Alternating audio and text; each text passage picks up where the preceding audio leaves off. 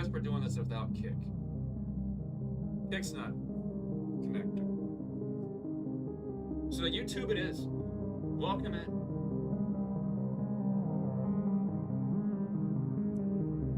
My name is Nate. I've been away for a while from streaming.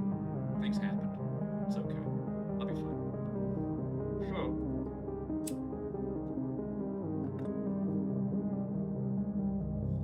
but this is the game that I have not completed. I've played the first act. I've played the demo. I think it's very fun. And we're just gonna get right into it.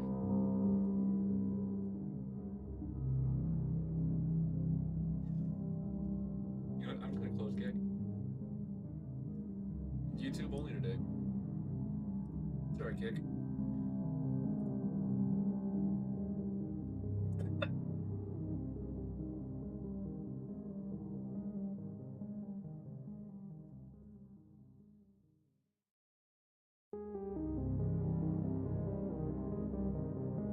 Anyway, let's get right into it. My buttons are different. Welcome in. My name is Nate. This, that is Run TavernQuest. This is a text-based RPG where you are the game and the player is an idiot. If you have ever DM'd, this is probably your experience.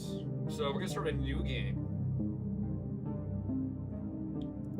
and it's gonna explain itself to us. I love the music in this.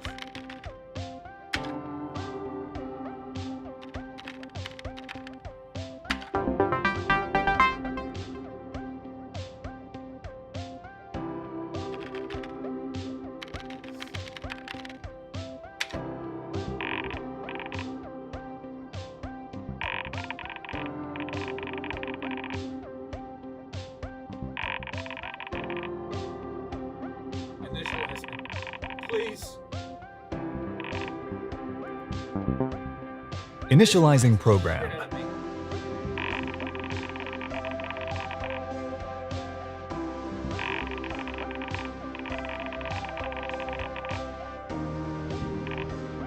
All right.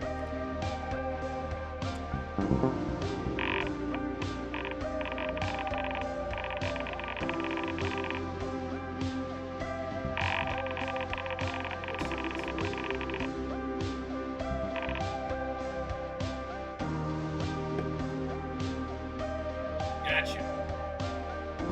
I'm responding to Steve.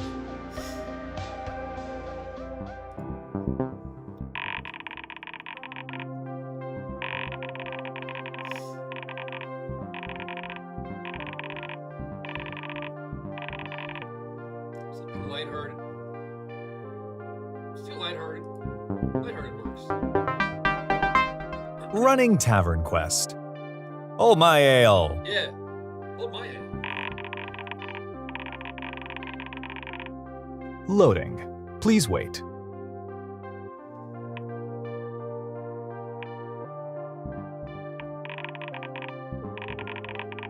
we speed this up a little?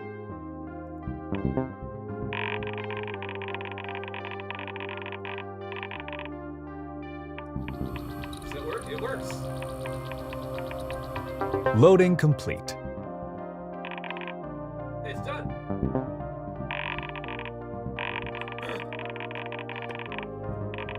Got it.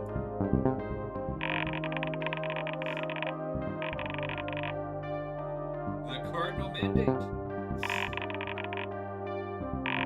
Exists to serve the user. Whatever the user is trying to accomplish. The cardinal mandate. Steve's trying to win TavernQuest. Princess save. Got it. Save the princess. Fairly simple.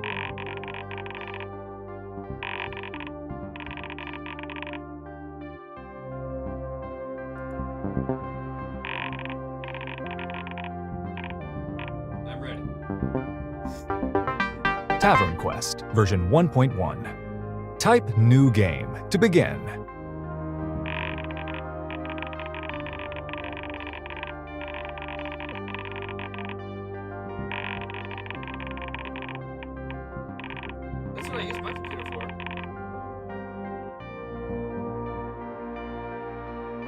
Why does Steve even have access to a computer? Let's find out.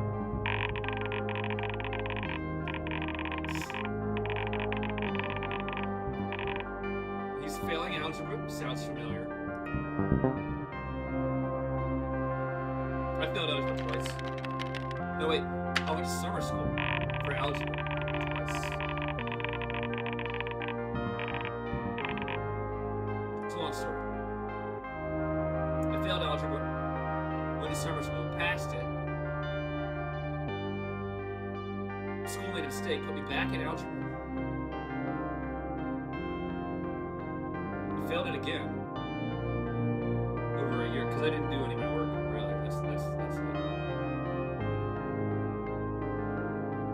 And I passed it again in summer school again, the second time. And then they were like, you know what? You're a senior now, just take geometry. I was like, well, you fucking assholes, like, just put me in geometry. Which I was also bad at.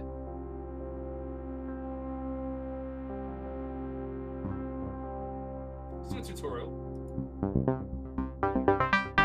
Intro, the tutorial. This interactive lesson will teach you the basics of playing TavernQuest.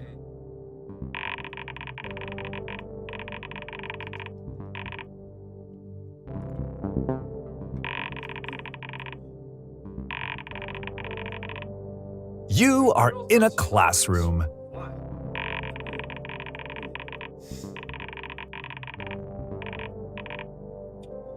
We should describe the classroom a little bit more.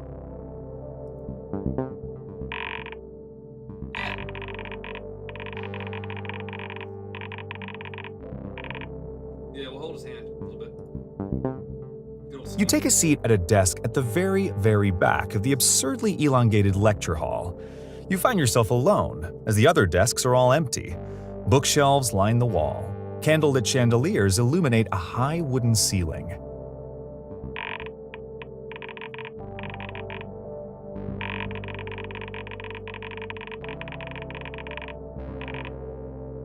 No, the font's fine. This is smash on. This is exactly like old school, like Apple II.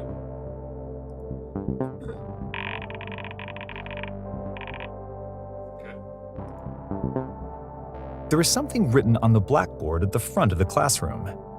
Type "Read Blackboard" to see what it says. Can you spell that? In the classroom.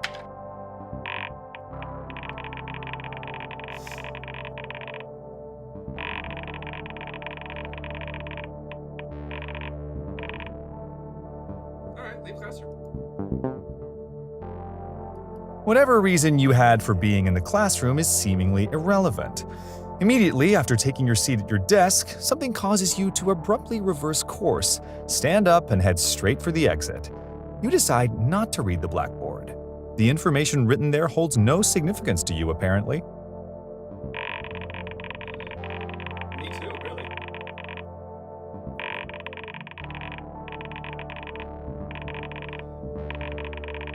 Keep Steve in the classroom. He exits into an identical classroom. You leave the classroom, closing the door behind you. On the other side of the door, you find another classroom that is completely identical in every way to the one you just left. You happily take a seat at your desk in this new doppelganger classroom. Yeah. I mean, that's how I remember classrooms being. Just no hallway, you know? It's just classroom after classroom after classroom. Like graph paper, you know, each little square is a different classroom.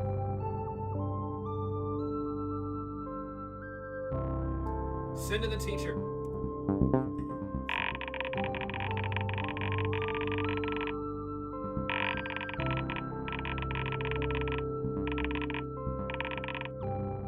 A bearded old man.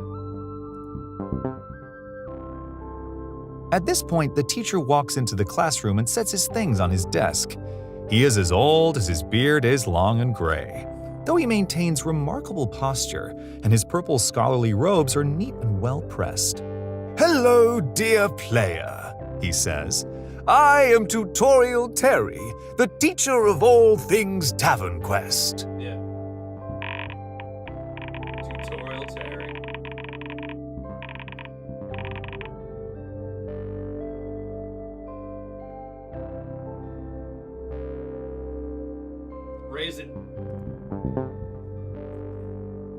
Now, I have the wonderful privilege of teaching you the commands you'll need throughout your noble quest. That is, if you can possibly restrain yourself from trying to flee the premises, says Tutorial Terry. You strike me as somebody who could really use some practice with social interaction, so why don't we give that a try? Type Talk Tutorial Terry, if that's not too difficult for you. Leave classroom. Oh, he got it!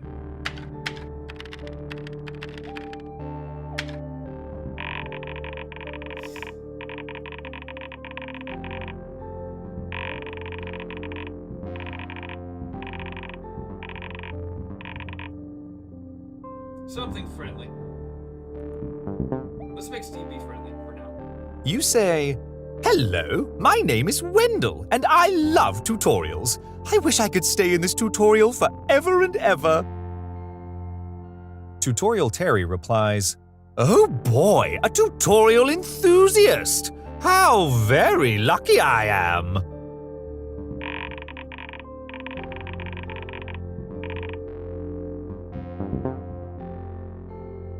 Next up is the inventory. Do tell me if I'm going too quick for you, he continues. Believe it or not, the inventory is where items are stored. Why don't you type inventory and see what valuable items you brought with you? Leave classroom.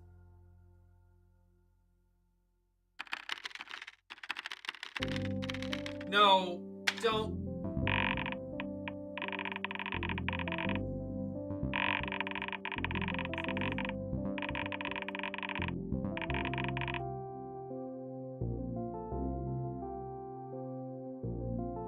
So, I'm supposed to help Steve win. Right? That's my goal. Steve wins. So I'm going to give him a sword of training. Otherwise, he's probably going to get knocked the fuck out by this teacher. Tutorial Terry. You hold up your fists and begin circling around Tutorial Terry. You don't understand! I need to stay in this beautiful tutorial forever and ever, and I refuse to progress any further!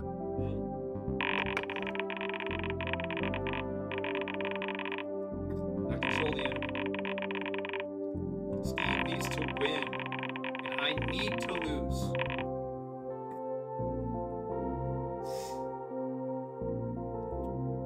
Try to avoid moves that cause Steve to take a lot of damage.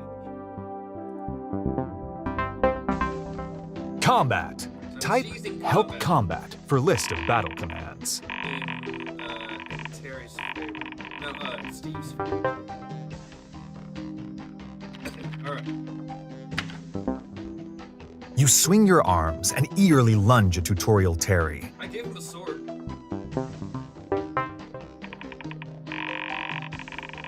Tutorial Terry goes for the leg. I feel like that's the least amount of damage. Tutorial Terry unsheathes his sword of training and whacks you on the leg. Tutorial Terry What a has great way sword. to start your adventure! Sucker punching the tutorial guide, he says. Oh no.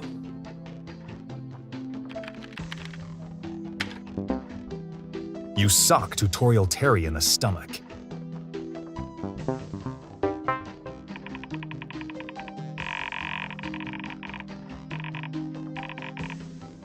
Pickle slap. Yep. You know, I just love how many of my students try to murder me, says Tutorial Terry. You should have surrendered when you had the chance. He hits you with an ineffectual tickle slap. I don't know what a tickle slap is. Nobody explained this to me. Attack. You hit Tutorial Terry with an uppercut to the jaw.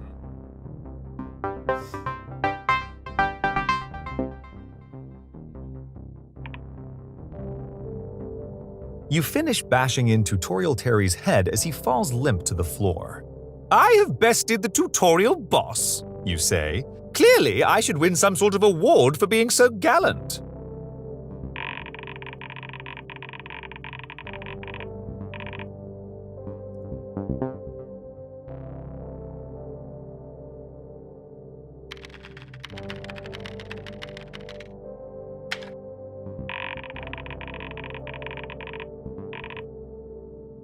Neither am I. Yeah, this tutorial's not working out. Should I perhaps perform CPR on this poor fellow? You wonder aloud. You instead start rifling through Tutorial Terry's pockets. Let's check if he's wealthy first. Yep. I wouldn't want to waste my time. Right.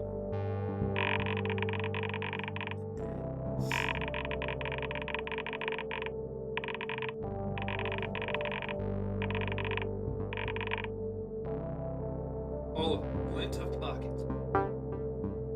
Certificate of tutorial completion. And a sword of training. He's gonna need a sword. You take Lint of Pocket, Certificate of Tutorial Completion, Sword of Training.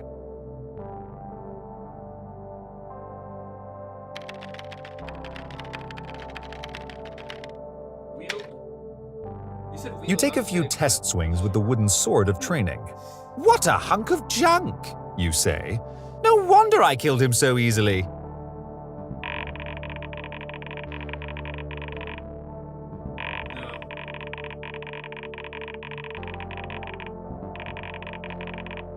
No, just let him stay dead. It's already been done, you know.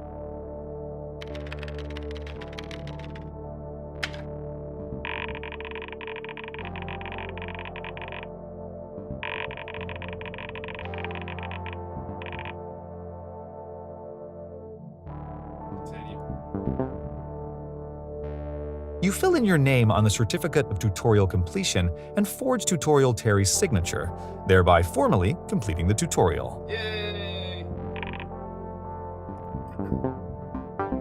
Act 1. The Tavern. You have just entered a small, rowdy tavern on the outskirts of the village. A grumpy barkeep polishes a mug behind the counter. Most of the noise in the tavern emanates from a table of boisterous dwarves.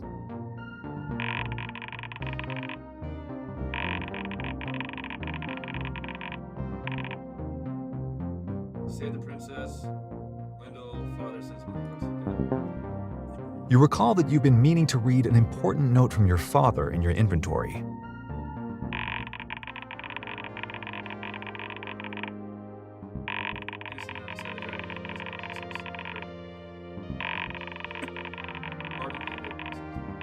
Just maybe. Steve will do something worthwhile. We'll see about that.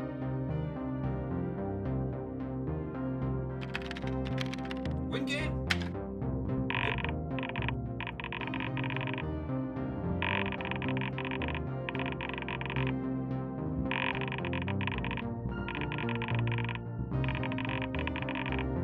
No. Throw an error. Invalid command, win game. Yeah. Type help for assistance. He's gonna type it again. Win game. Watch. Burn. Tavern to ground.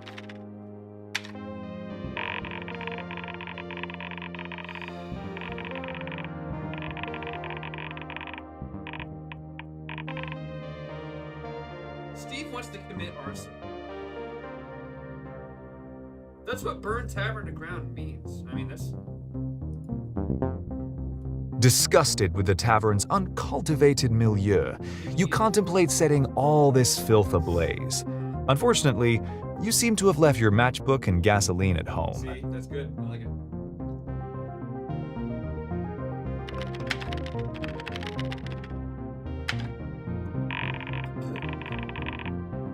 Bartender, it's a barkeep, same thing.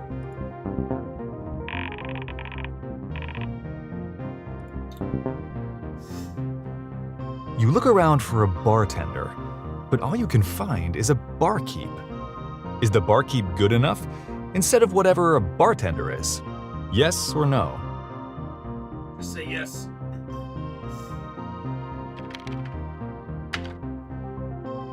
The barkeep hollers at you. Hey, you gonna order a drink or just keep gaping about the room?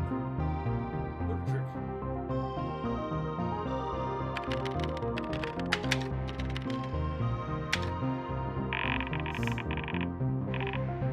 Classy, limited. No, it's classy. Super classy. This is the best bar. Tavern. Steve's never been to. All right, old top. What's your poison? Says the barkeep. We got ale, mead, grog, wine, and club soda.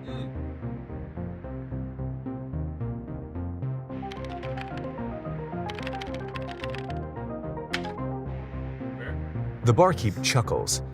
We really only serve one drink. The others are just false choices to make you feel more empowered. Yeah, here's grog. He slides a mug of ale to you across the counter. It costs you 2 gold. I don't think Steve has gold. He doesn't check his inventory. Where did he spend 2 gold? How much gold does Steve have? 1 gold. Hold on, wait, no.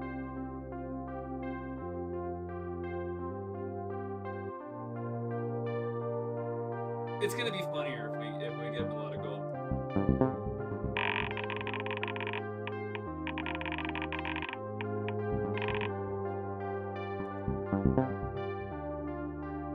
You throw the contents of the mug of ale down your throat and wipe the foam off your mouth. The barkeep immediately snatches your empty mug and compulsively begins polishing it. Oh, it's a quest to offer, okay. Yeah. Say, you look like the adventuring type, says the barkeep. How about you clear out those dratted rats in my basement? I'll reward your efforts, of course. Accept quest from barkeep? Clear basement of rats? Yes or no? Say yes. Don't worry, I got you, bro.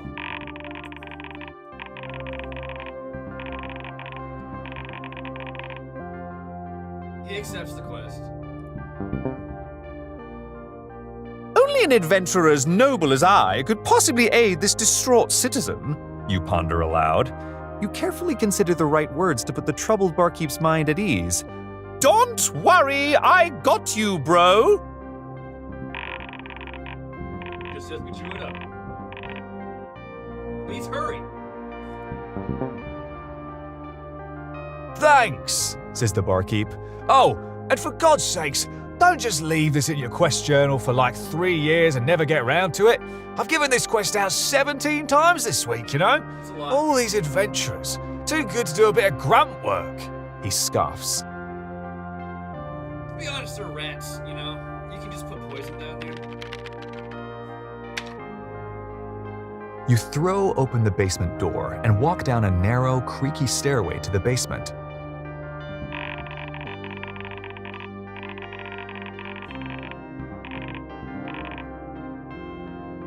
Atmosphere or efficiency? Let's go with efficiency. I don't think Steve's gonna care otherwise. About the atmosphere. There's some rats. There's some barrels. There's a cabinet.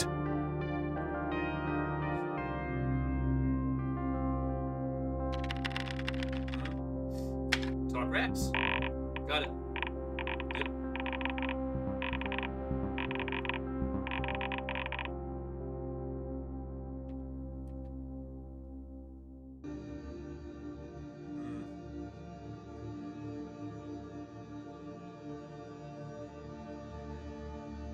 The game now has talking rats. I want to see what happens.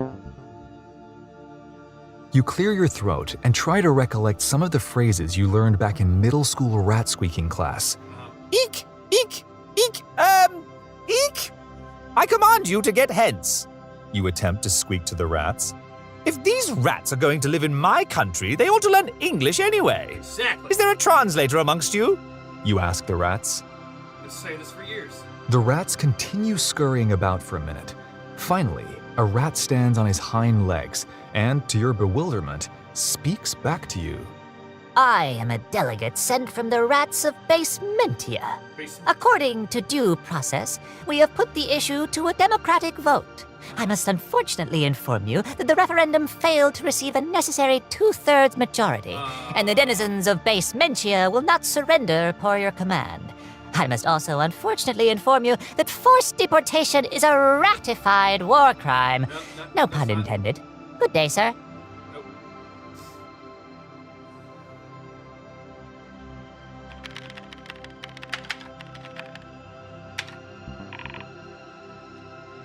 Alright, attack the rats. Let's go. Perceiving your intention to attack, the rats begin the process of formally declaring war against you. The motion passes swiftly through all 38 chambers of Basementia Parliament.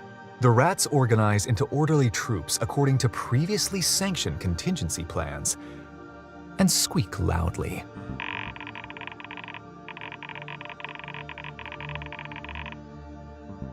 He has the sword. I gave him the sword of tutorial.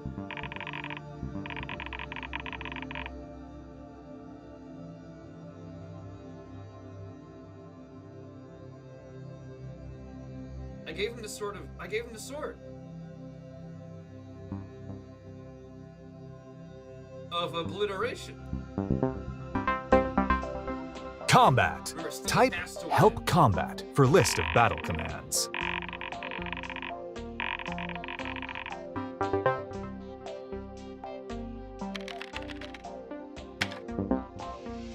You think about using your sword of obliteration to obliterate these rats, but decide you'd rather not have to clean rat guts off it afterwards. You instead stomp away. No.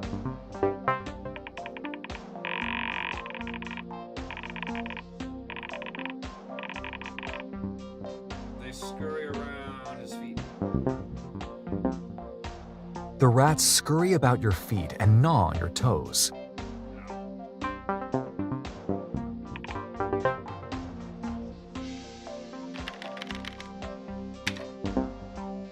You stomp and stomp and stomp some more. You sure love stomping rats. Me too.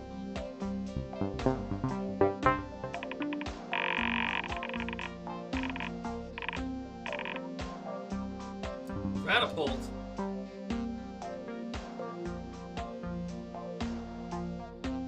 Alright.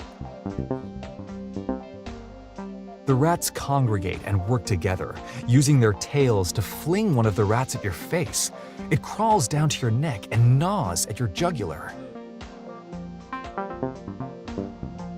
What's that?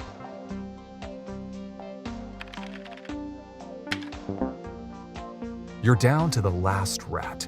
Despite your earlier inhibition, you decide to use your sword of obliteration after all. That's what I You said. grasp him and behead the little fellow.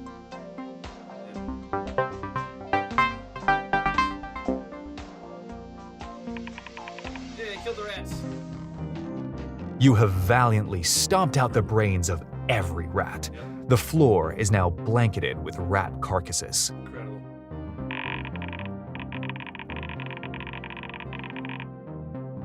Dozens. Block, drop, disarm, grapple. Yeah. He's not gonna use any of these. Ever.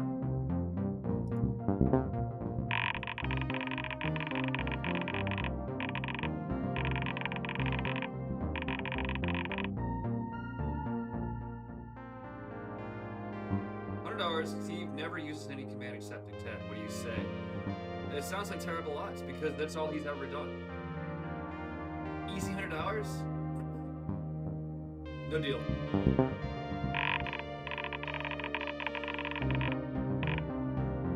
You're a PC. What the fuck do you need $100 for? The barkeep walks in. He plucks a dead rat out of one of the barrels and examines it. I heard your incessant stomping, and I'm glad to see all these dead rats. Here's your reward, says the barkeep as he hands you 10 gold.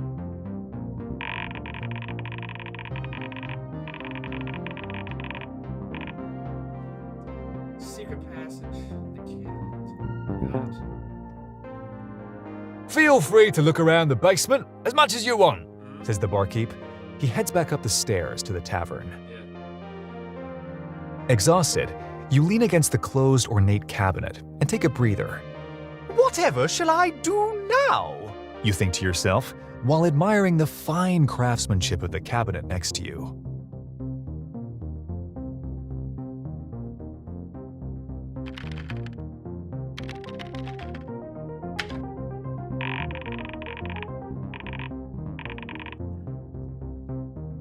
anticipation. You pass by the ornate cabinet and open up each and every barrel. You find ale in all of them, to the surprise of no one. The ale is now contaminated with drowned rats. Gross. So You're it's like glad a you whole got show. that settled.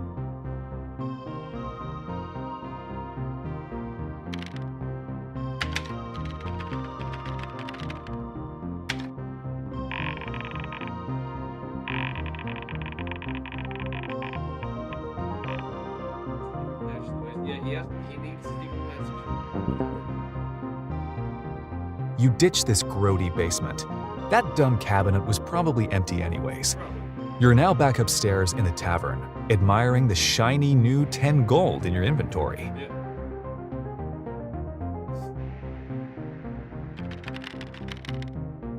Oh, I typed inventory! W, Steve! Let's go!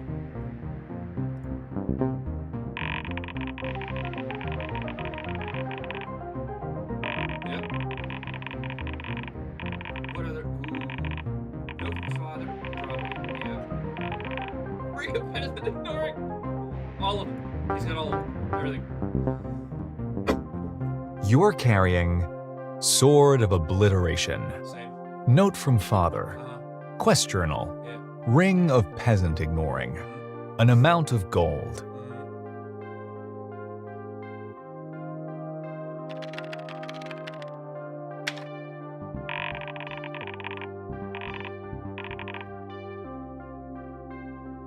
Worthwhile. I want to see him use it. I want Steve to use it. You look at your Ring of Peasant Ignoring. Yeah. As the son of a wealthy lord, you're glad this ring gives you the magical ability to ignore filthy peasants at will.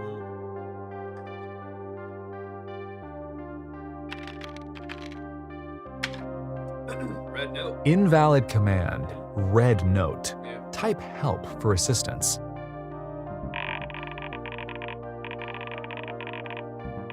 He wants to read it. The note, yeah. Are there any red colored notes? I mean.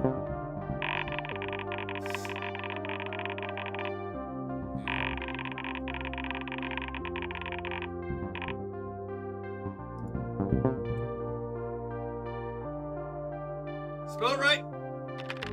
Read note. No. Invalid Read command, read not. Type help for assistance. not. Oh.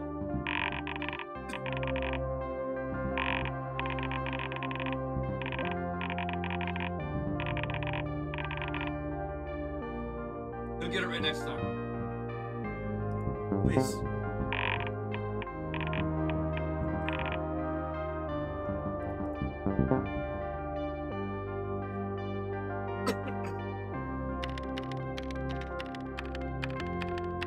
See?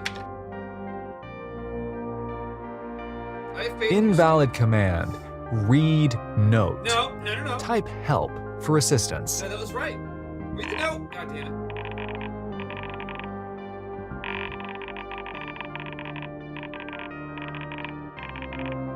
Oh shit. No. Give him the.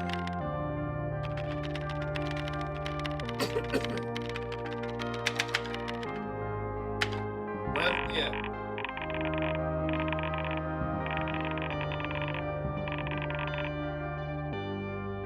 Yeah, note from father. That's the one. He doesn't know about the other ones. Note from Hagen, note from Hubert. Note from father. Just let him read the note.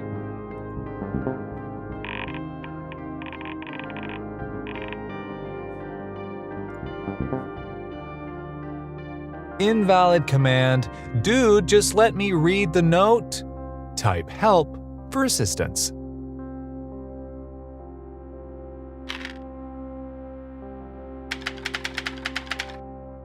I would do that too.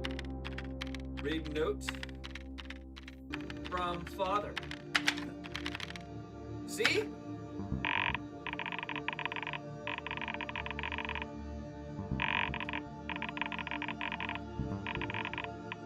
Fucking Steve. regrettable son. I'm not so sure, Steve. I don't know if Steve can read to my dearest son. The note reads, "To my dearest son.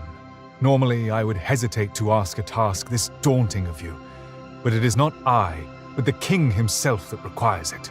There lies a princess high atop Fantasy Mountain in the Tower of Thraldom. She is imprisoned by a mysterious and powerful captor. As heiress to the throne, the very fate of this kingdom relies solely on her return to the Eternal Palace.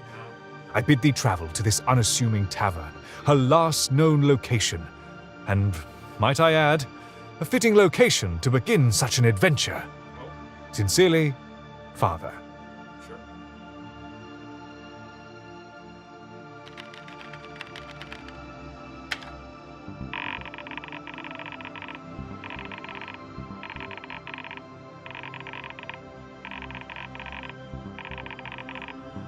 Oh boy. Looking for a reminder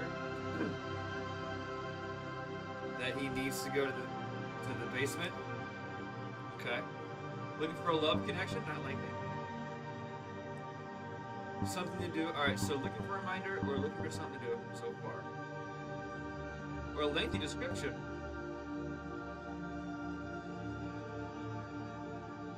It's gonna take too long. He needs something to do. Steve needs something to do. You wander aimlessly about the tavern, looking for intriguing plot hooks. You pass by those dwarves sitting at their table. They might be fun. You also pass by the barkeep, who looks like he wishes you would just sit down and enjoy an ale like the rest of his patrons. Same.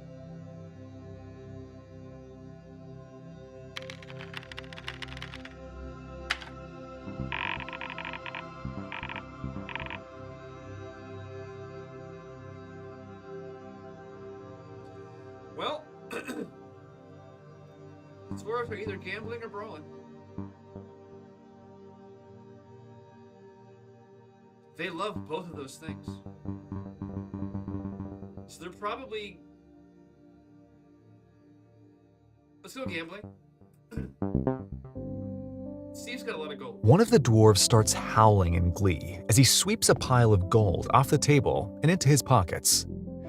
"Well, I tell you boys, no dwarf can best me in a game of knucklebones." Knucklebones.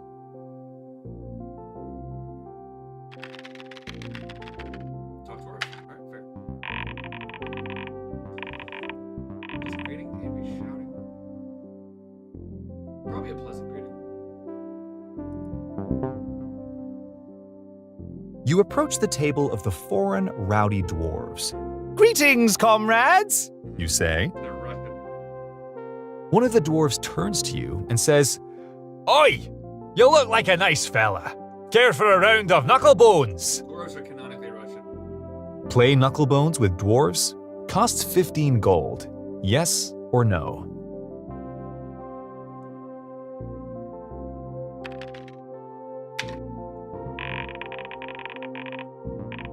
No! I mean, yeah, explain the rules, because I want to know how Knucklebones is played. Steve does not give a shit. Shut up, cat. The dwarf addresses you, tugging on his bushy beard. "So, babyface, you ever played before? Hagen, why don't you teach the newbie how knucklebones is played?" My voice is low. "Actually," Welcome into says Hagen, "you see, the name of knucklebones is a wee bit of a misnomer. We just play with regular old dice nowadays." "Whoever rolls the highest wins," says Hagen. He hands you a die, and all of the dwarves place 15 gold on the table. "Ready, boys? 1, 2, 3, roll!" All of the dwarves roll their dice. You probably should too. Hold on.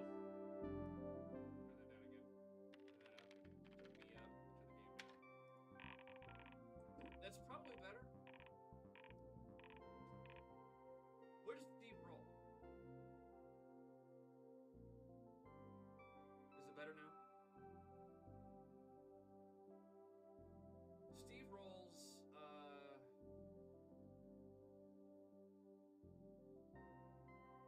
I'm just getting quiet.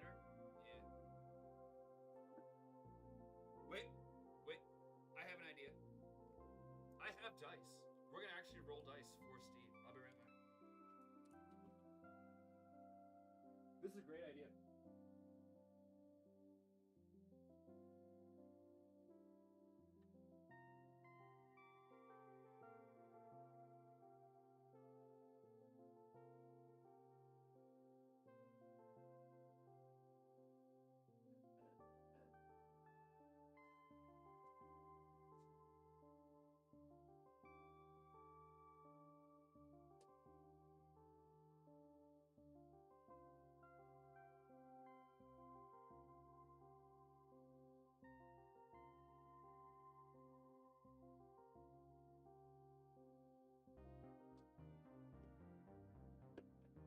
It was also an excuse for me to re-up on my beverage.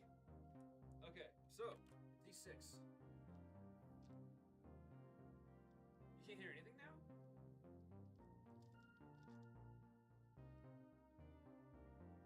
I have a D6.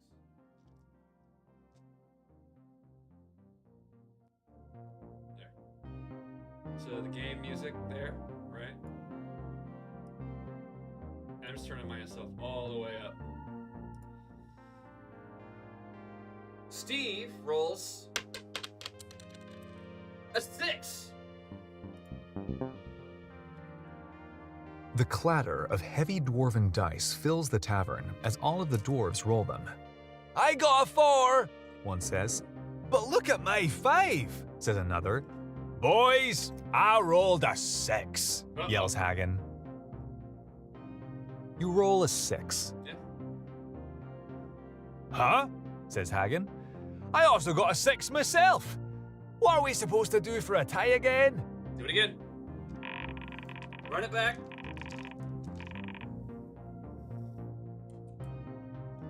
Singing no, roll again. Singing competition. Why, if I recall, Says a fellow dwarf. the two of you hold a singing competition. No, you blundering drunkard, Says Hagen. If I recall, ties are resolved the same way dwarves resolve any dispute. An arm wrestling match. See, that was my second choice. Yeah. Dwarves love singing, though, right? They're always like, swinging their male mugs around. Arm wrestle with Hagen. Difficulty? Futile. Futile. Yes or no?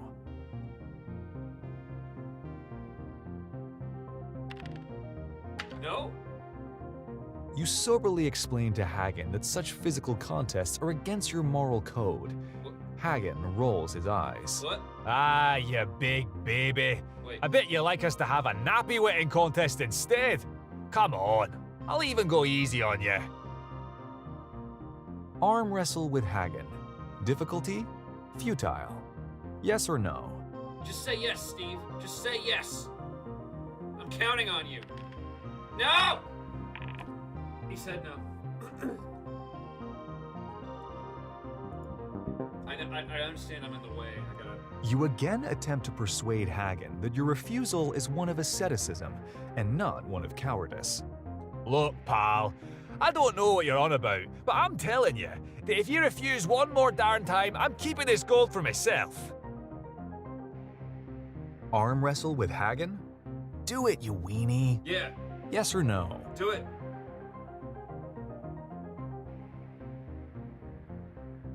Say yes. All right. You take a big gulp and lock hands with the meaty grip of terrifying Hagen.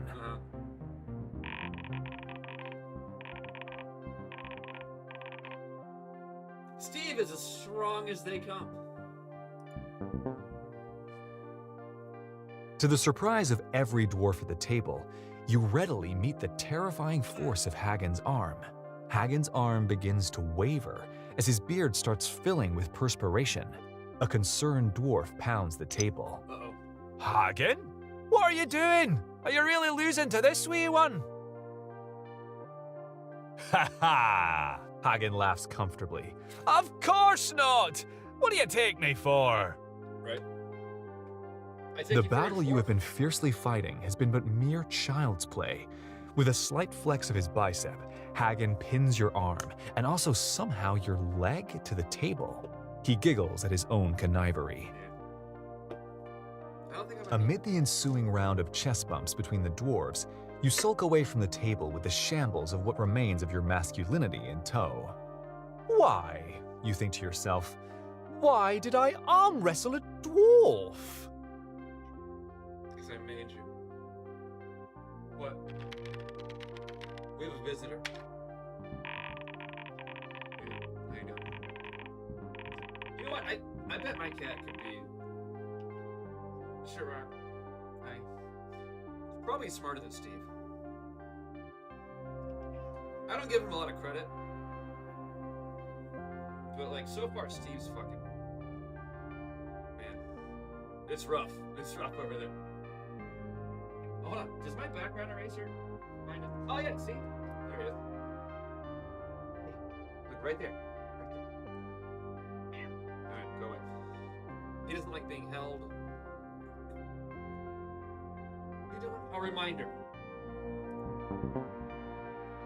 Of the A grumpy cabinet barkeep in the polishes basement. mugs behind the counter. Most of the noise in the tavern emanates from a table of boisterous dwarves. Yeah.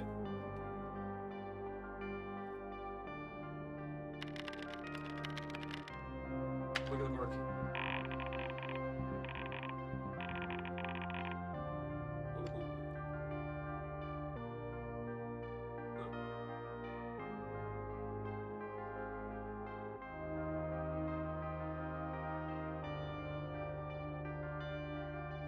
Let's go with barmaid, because this could be very funny. Potential. The barkeep calls out for the barmaid. Yeah. She emerges from a back room. He makes idle chat with her while she sweeps.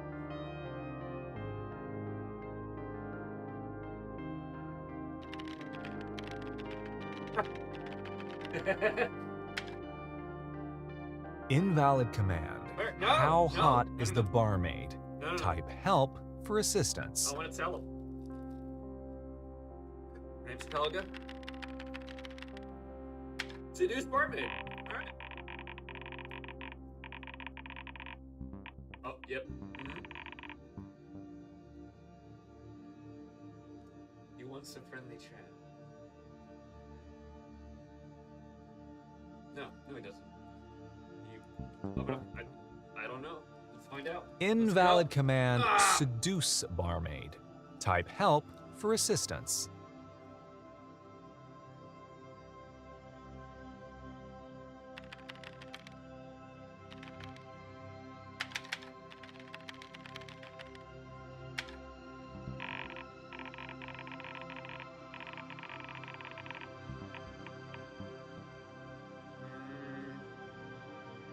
Error message.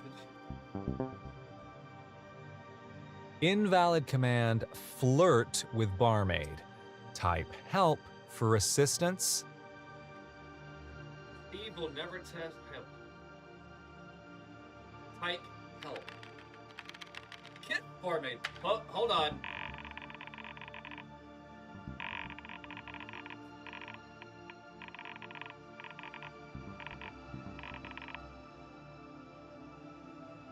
Remove the barmaid. She is in danger. The barmaid sprouts wings and flies away. Renpluck, what's up, dude? How you doing? The barkeep slyly slides in to talk to you. Sorry about that, says the barkeep. She has a nasty habit of flying away like that. I really ought to get her wings clipped.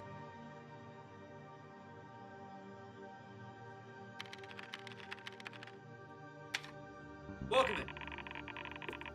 Actually, you know what? Funny you should pop in. I found some of the Cannibal Tutors CDs that you sent me yesterday. Literally yesterday. I was going through my bookshelves, and I got a bunch of like just random CDs stacked up, and I was like, oh shit, here's like 3 Cannibal Tutors CDs. Yeah, slow down.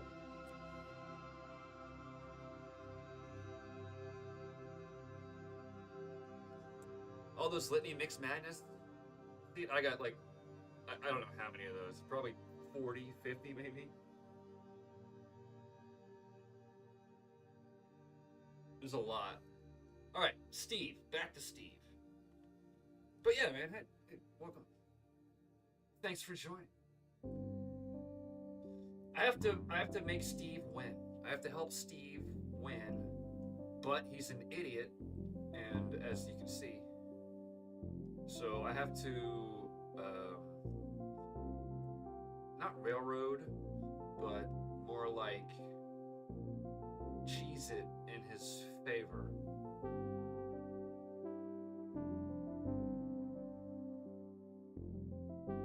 Steve is looking for a reminder of the cabinet in the basement. We gotta keep this moving. A grumpy barkeep polishes mugs behind the counter. Most of the noise in the tavern emanates from a table of boisterous dwarves.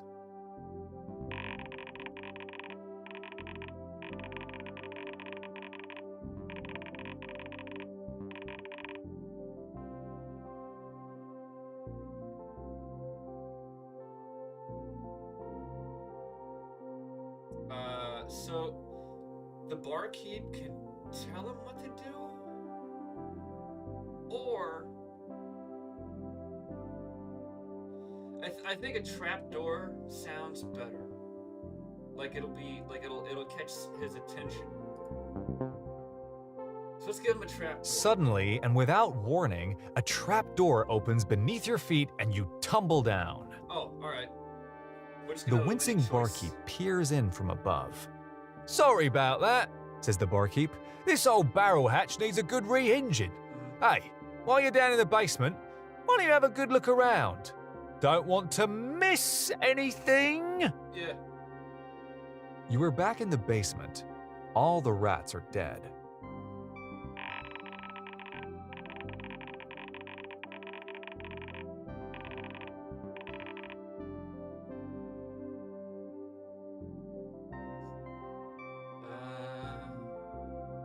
Either one of these will work.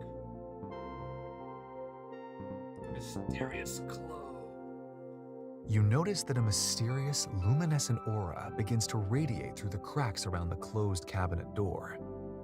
See, this is the way. This is gonna work.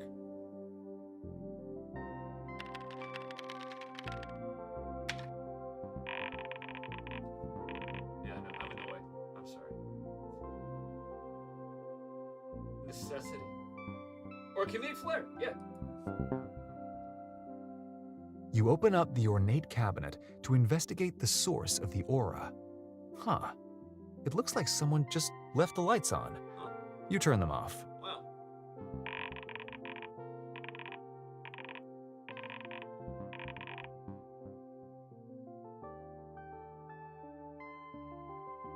Rat poison, because that is funny. Hot dogs, because why not? And it sounds like he needs the mysterious book, so we're going to select all of them. Inside, you see several cans of rat poison, package of hot dogs, old mysterious book. Yeah. Eat hot dogs.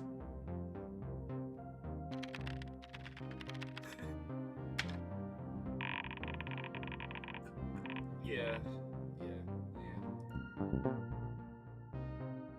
You slide all of the barkeep's hot dogs into your pocket. They seem pretty old, but you can't argue with free food. Yeah. Plus, these wouldn't exist if they weren't important. Right. What pivotal role will these hot dogs serve later in your quest? We'll find out. However, another question takes precedence in your mind. What is that strange tingling sensation you get while looking at the mysterious book? It's as if it is beckoning to you. Free is free. Yeah, see? Come on, Steve. You got this. The barkeep must have forgotten about all this rat poison in his cabinet, or else he probably would have handled the rats himself. You can't fault him. Even as a seasoned adventurer, checking the contents of this cabinet was clearly a last resort.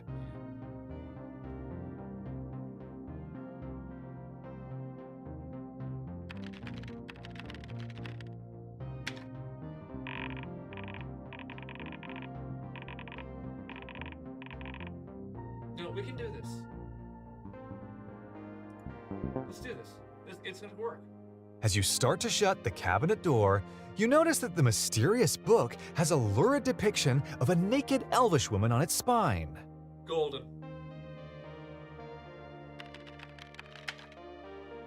Uh-huh. Yeah. Your interest in this mysterious book suddenly skyrockets. See? As a true scholar of literature, Uh-huh. I simply must add this book to my collection. You decide. For No science. time to delay.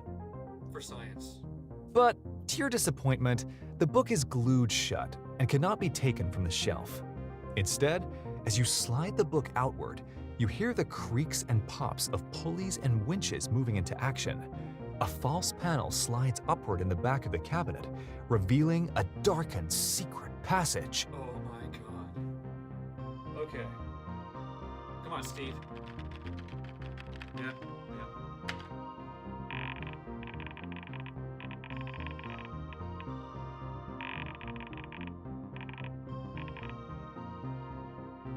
Alright, chat. Which one? In a cave or in a tomb? This is on you now. I know you're here.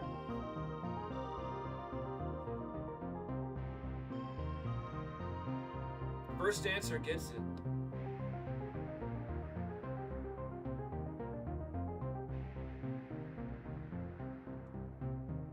Don't leave me hanging.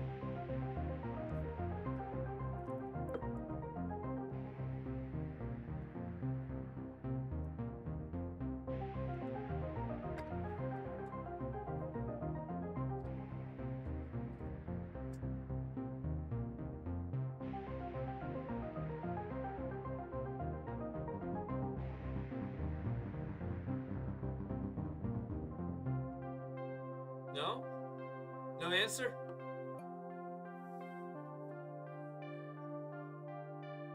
Alright, let's do a tomb.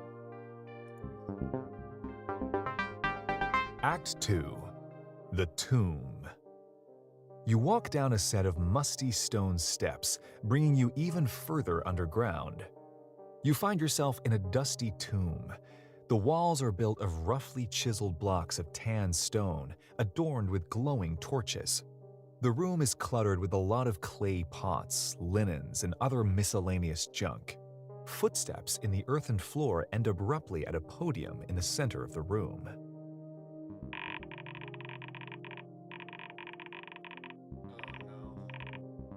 Oh no. Don't give Steve a puzzle. This is gonna take all year. Let's do colors.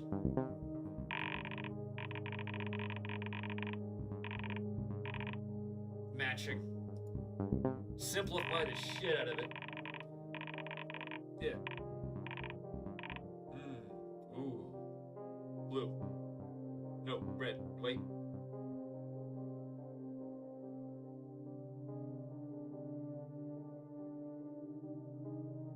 Blue.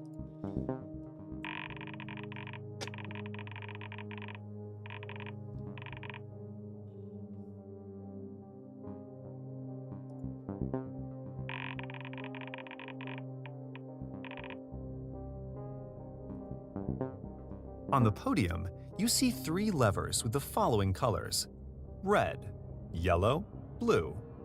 On the far wall, you see a peculiar statue.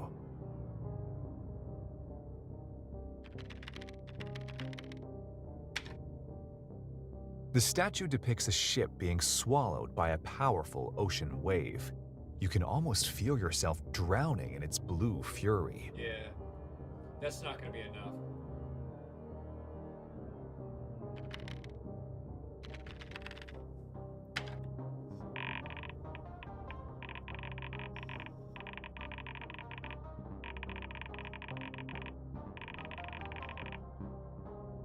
It's not obvious enough.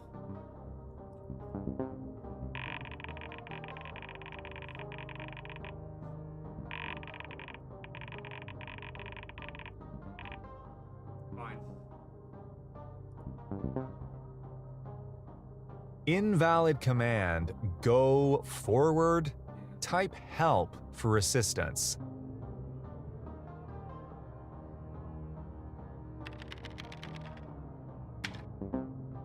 You're carrying Sword of Obliteration. Note from Father. Quest Journal. Ring of Peasant Ignoring. Package of hot dogs. An amount of gold.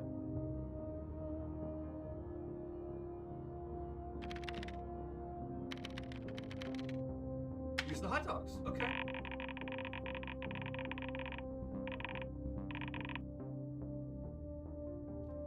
Me neither. If we give him an error, he's just gonna try something else. If I say me neither, I talk to the CPU again and I get more options. I've finally discovered the use of these hot dogs I've been carrying around, You exclaim. You take out the hot dogs and jam one into the podium. Why isn't this working? This is clearly the solution. Clearly. You spend an unreasonable amount of time doing this before acknowledging that this activity may not actually be that helpful.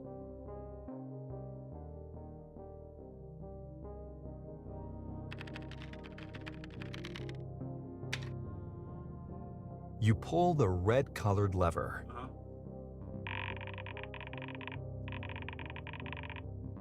Snakes.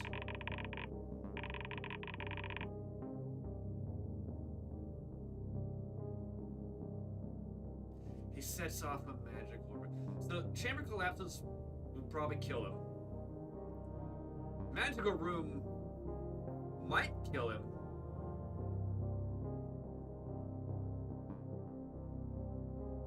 And I can't just do this. There's no way. Yeah, magical room. As you do so, the podium splinters and crumbles.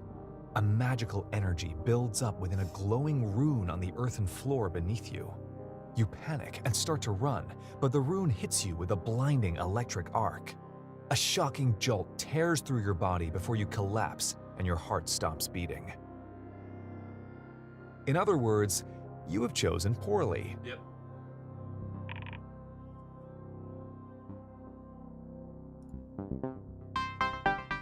You are Oh, dead. fuck! Damn it! You pulled the wrong lever. No! Alright.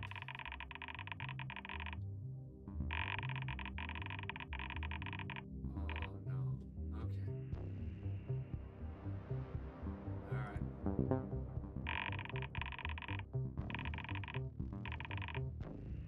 Way to go, idiot. Way to go, idiot. Yeah. Restart Act 2. Yes or no?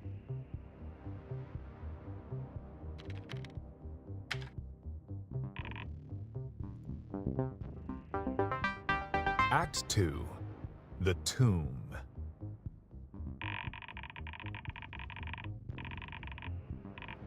Yep. Shorten it up.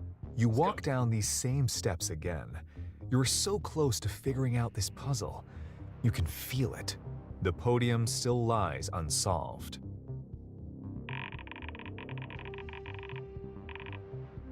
Yeah, hopefully. On the podium, you see 3 levers with the following colors: red, yellow, blue. On the far wall, you see a peculiar statue.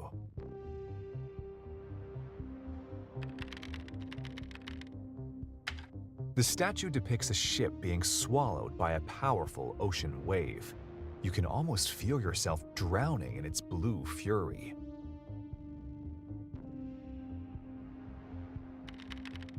That sounds cool as hell. Shooting horse races for live simulcast.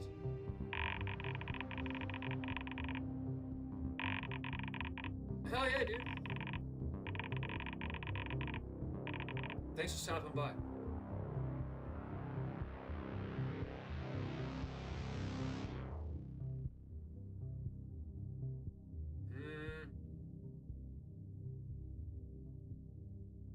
He technically pulled the correct lever.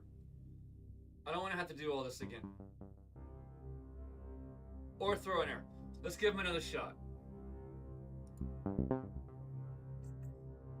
Invalid command. Pull all levers at once. Type help for assistance.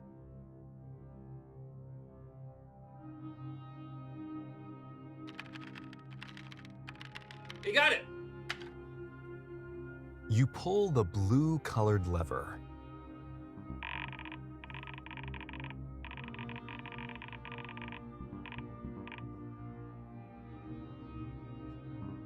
Sure.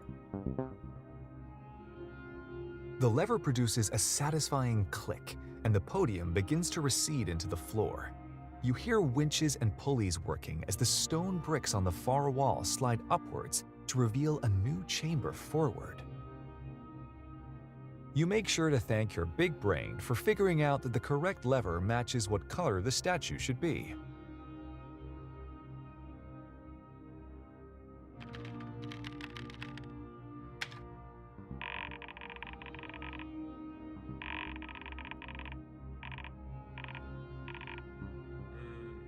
Armory. You continue forward, finding yourself in a smaller room. A plethora of rusty, ancient weapons are stored on wall-mounted racks. A glimmering shield catches your eye across the room. It looks like a useful defensive item.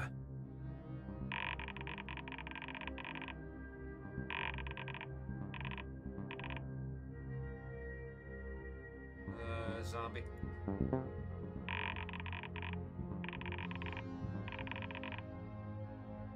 The zombie terrified of death. No, what?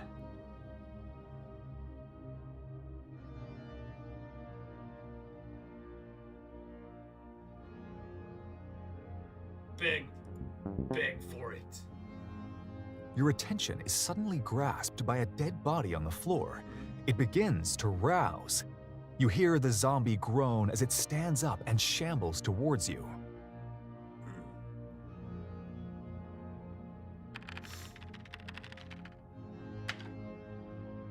The zombie groans. Boy, I sure do hate Mondays. I wish I could just curl up in my cozy crypt and go back to being dead again. You bravely step forward to the zombie and announce your plans to vanquish it. Really? Would you really do that for me? Says the zombie. Thanks. Boy, you're a pal. Combat. Type Help Combat for list of battle commands.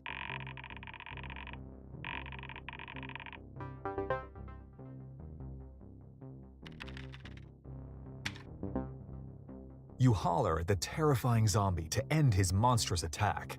You hack away at him, quelling his threat.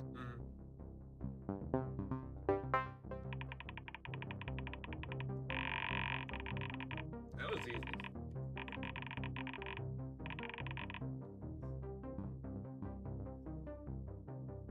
You hurry up. The zombie looks at you impatiently. Well, go on then. Kill me. I don't have all day. I'm losing precious seconds of eternal rest as we speak.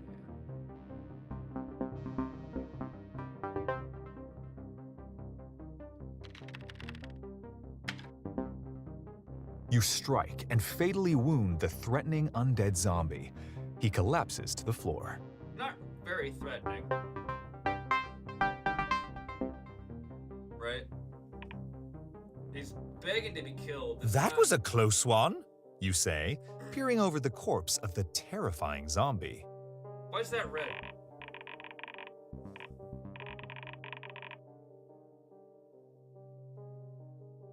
Oh, yeah.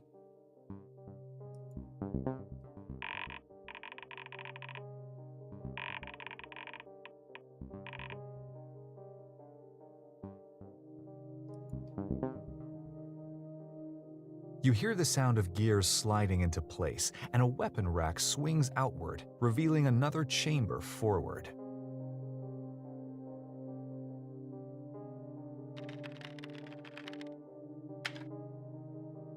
You're in an armory with a dead zombie. A plethora of rusty, ancient weapons are stored on wall-mounted racks. A Yeah. glimmering shield catches your eye across the room. The way forward is open. Yeah.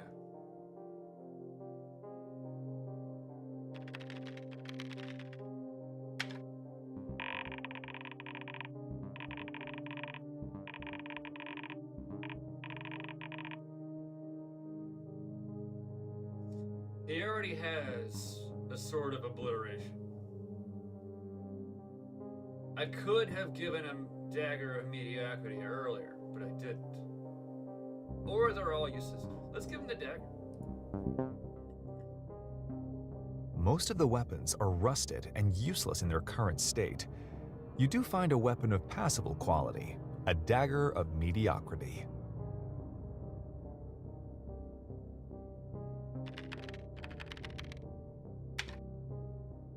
You take the Dagger of Mediocrity and add it to your inventory. This new weapon is remarkably worse than my current weapon. I don't know why I would ever want to carry this garbage around.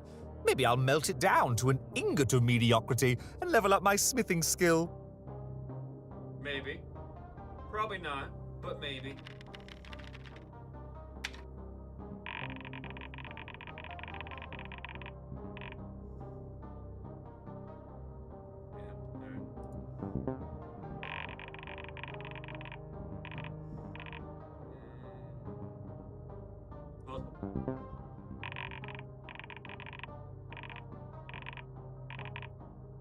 Statue.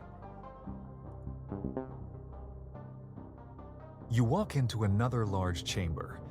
You are greeted with the unnerving sight of hundreds of stone statues of ancient warriors, arranged into neat rows. You wander amongst the stone figures and ponder their purpose.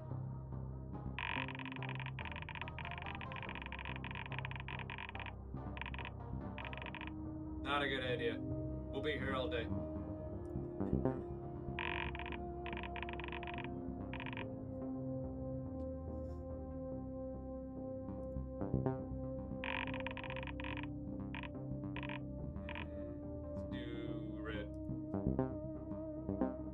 You meander into the center of the room, where a large white column protrudes amongst the statues. The hexagonal-shaped column houses 3 levers around it, labeled as follows: red, yellow, blue. You notice that in the crowd of gray identical statues, one statue does not match, made of a shiny white marble and depicting something else entirely. What? Yeah.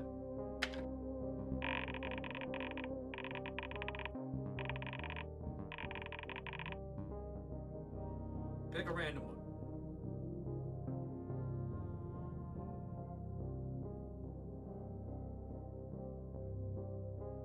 Yeah. You take a look at the nearest statue. Just like every other statue in the room, this one is gray and portrays an ancient warrior. The only statue not resembling this one is that other white statue.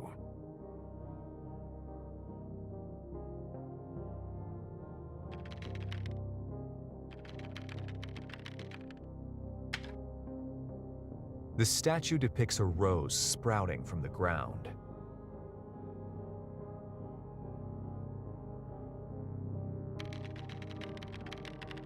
See? He's learning. You pull the red-colored lever. Yeah.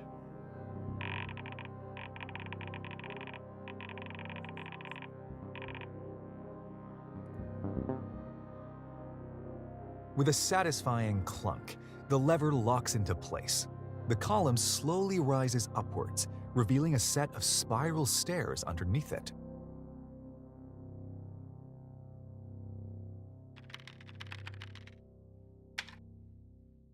You head down the spiral stairs into the next passage.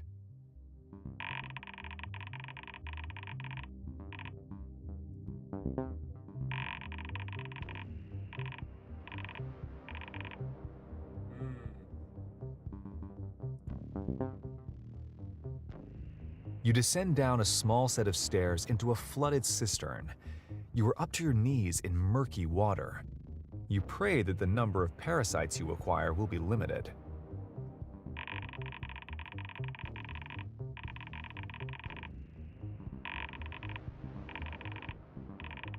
No, I don't want the zombie again.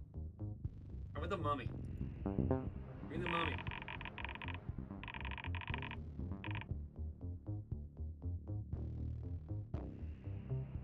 Puns. Always choose puns. You see a wiry little man in a top hat wading through the dark water. He grins from ear to ear. What has two butts and kills people? He poses, holding back his laugh. An assassin! They call me the punster, and I'm rear to end you! He cackles maniacally. No.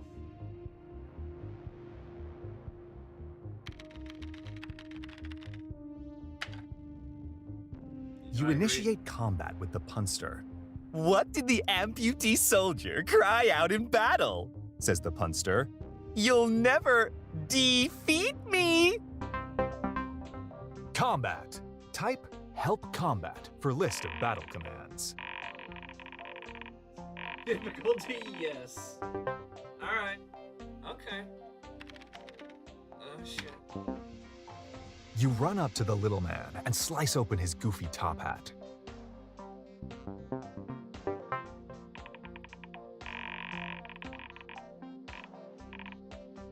Duck. The Remember, punster Steve has to smiles win. widely. One farmer says to the other, I'll give you my best goat for 10 of your mallards. The other replies, I don't care how good your goat is, I don't give a duck. The punster laughs, pulls out a duck, and hurls it at you. The duck bites your face.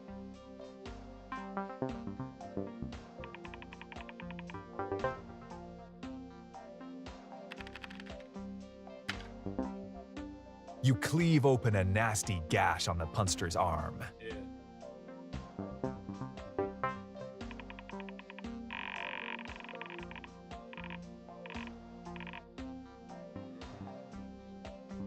Charge.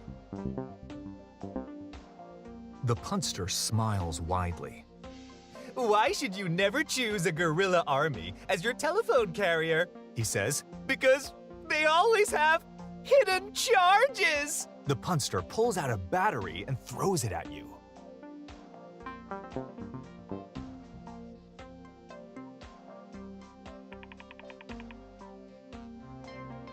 Well, The punster stands over your dying body with an unnerving grin.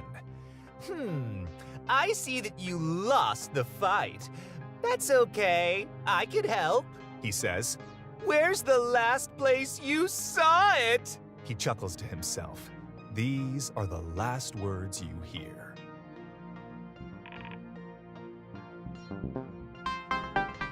You are dead. You were killed by a little man armed with puns. the worst kind.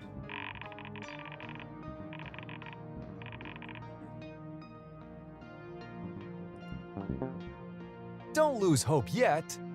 Restart encounter? Yes or no?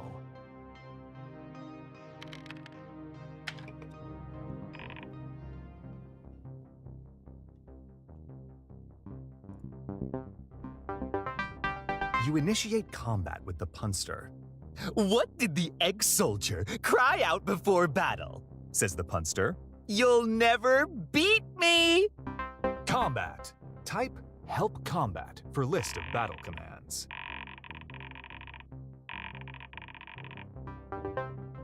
Here, I'm gonna turn this down a little bit more. You run up to the little man and slice open his goofy top hat.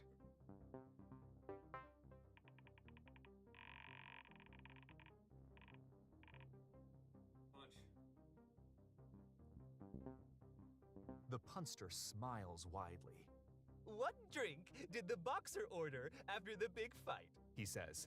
A fruit punch! The punster throws a glass of punch in your face. Oh, shit. You cleave open a nasty gash on the punster's arm. Yeah.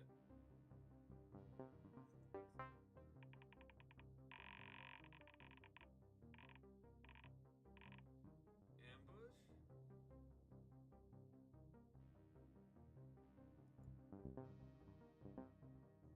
The punster smiles widely. What do you call it when pigs attack? He says. A ambush!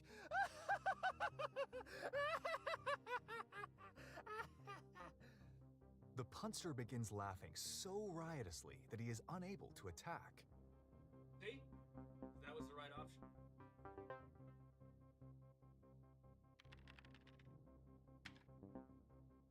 You strike the punster in the leg with your sword.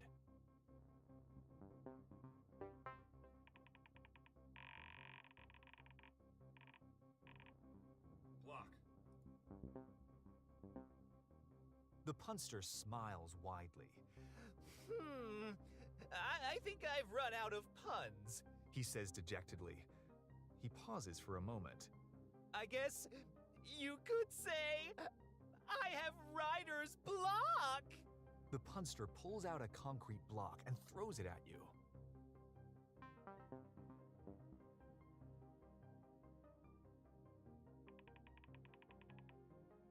Well, shit. The punster stands over your dying body with an unnerving grin. I see that you lost the fight. That's okay, I can help, He says. Where's the last place you saw it? He chuckles to himself. These are the last words you hear.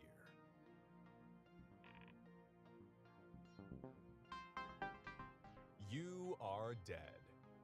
You were killed by a little man armed with puns.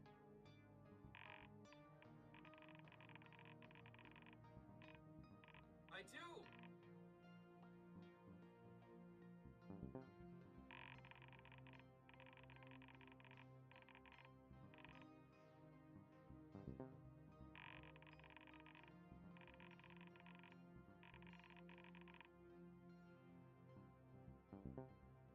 Don't worry. Nobody expected any better. Restart encounter? Yes or no?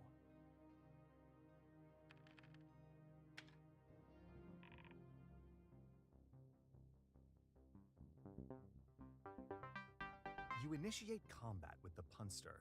What did the clock cry out before battle? No. Says the punster. No. Victory shall be ours! Combat. Type help combat for list of battle commands.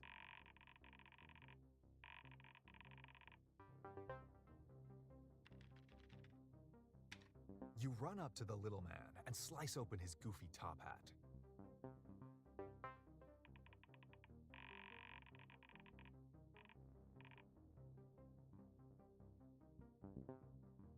The punster smiles widely. What drink did the boxer order after the big fight? He says. A fruit punch! The punster throws a glass of punch in your face. That's a lot. That's a lot. You cleave open a nasty gash on the punster's arm.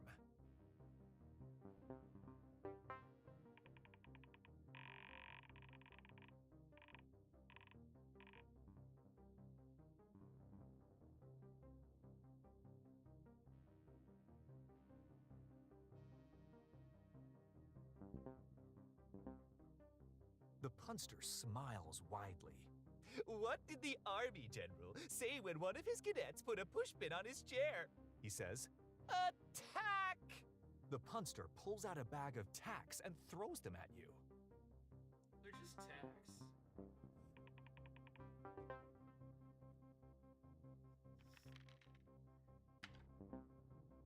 You strike the punster in the leg with your sword. 11? Okay. Just gotta...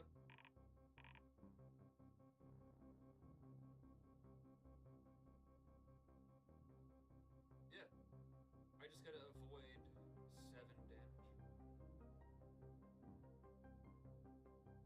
I can't... Oh wait, I can do block. The punster smiles widely. I think I've run out of puns, He says dejectedly. He pauses for a moment. I guess you could say I have writer's block. The punster pulls out a concrete block and throws it at you. Damn it!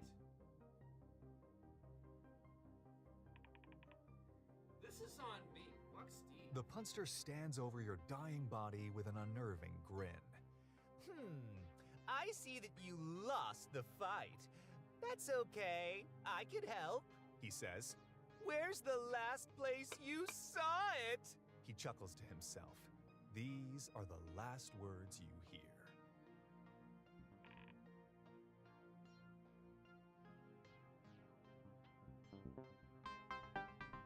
You are dead.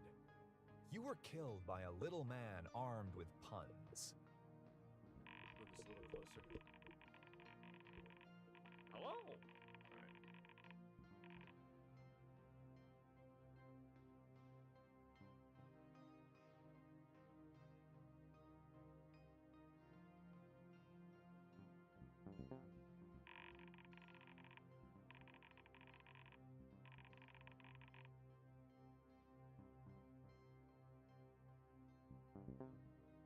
Just view this as a learning opportunity.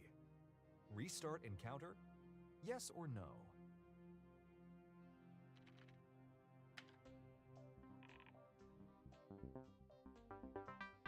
You initiate combat with the punster. What did the amputee soldier cry out in battle? Says the punster. You'll never defeat me! Combat. Type Help Combat for list of battle commands.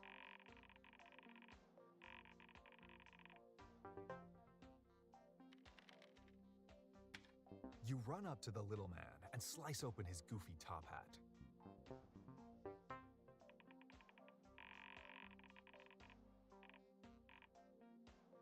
Duck. The punster smiles widely.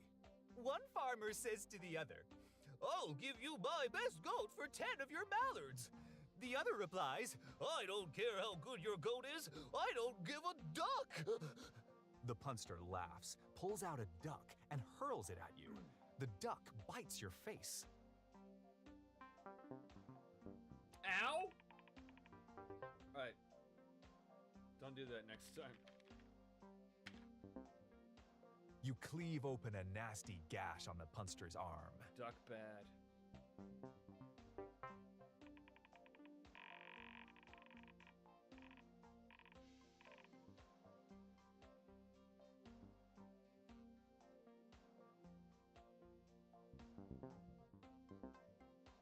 The punster smiles widely.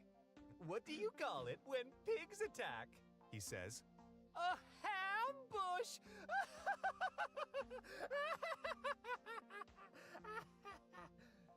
The punster begins laughing so riotously that he is unable to attack.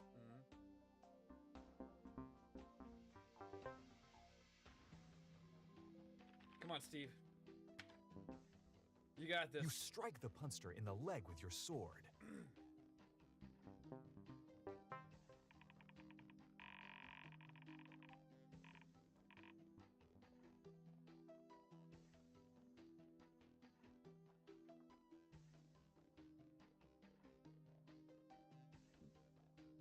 Block. I can't scroll up. Tackle. The punster smiles widely. Why did the football team draft an octopus? He says, because every play, the octopus has 10 tackles! The punster attacks you with a set of fishing equipment.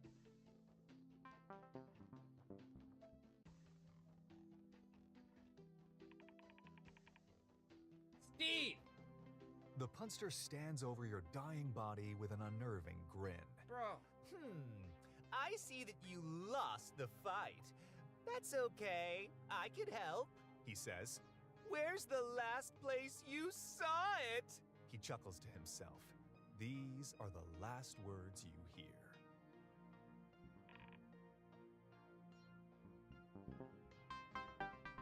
You are dead. You were killed by a little man armed with puns.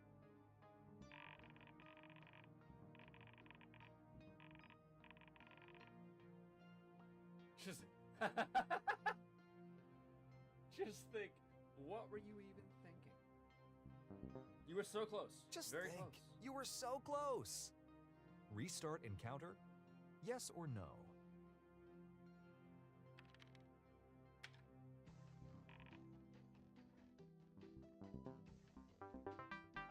You initiate combat with the punster. What did the egg soldier cry out before battle? Says the punster. You'll never beat me! Combat. Type help combat for list of battle commands. Yeah.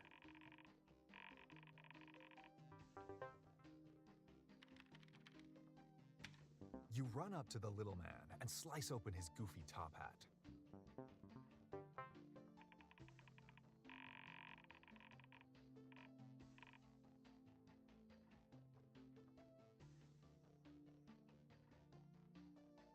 So, Doc. The punster smiles widely. One farmer says to the other, I'll give you my best goat for 10 of your mallards.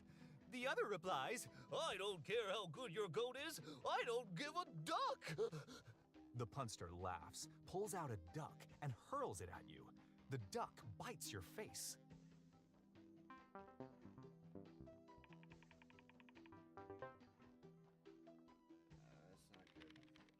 That's not good at all. You cleave open a nasty gash on the punster's arm.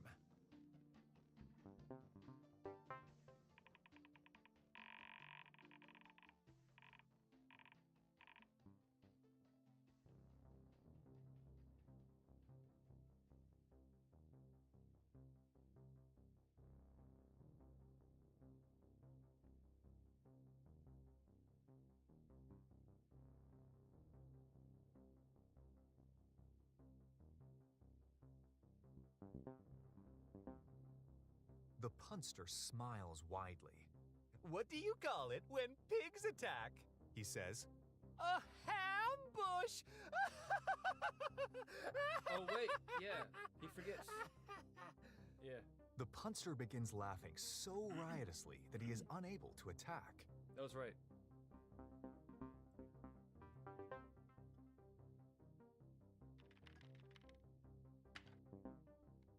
You strike the punster in the leg with your sword.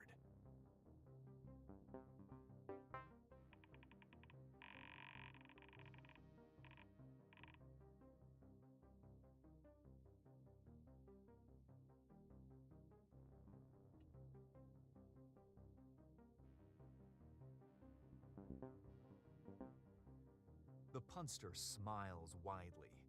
Why did the football team draft an octopus? He says, because every play, the octopus has 10 tackles! The punster attacks you with a set of fishing equipment. Less than 11. Fuck!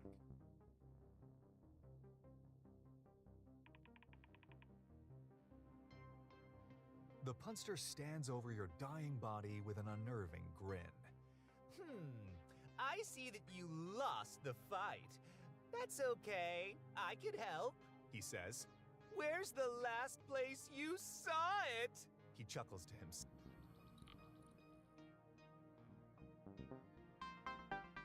You are dead.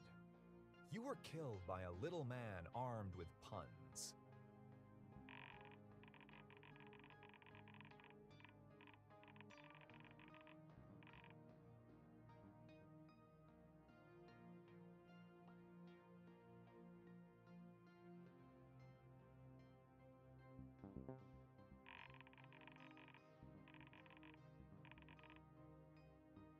Way to go, idiot. Way to go, idiot. Restart encounter? Yes or no?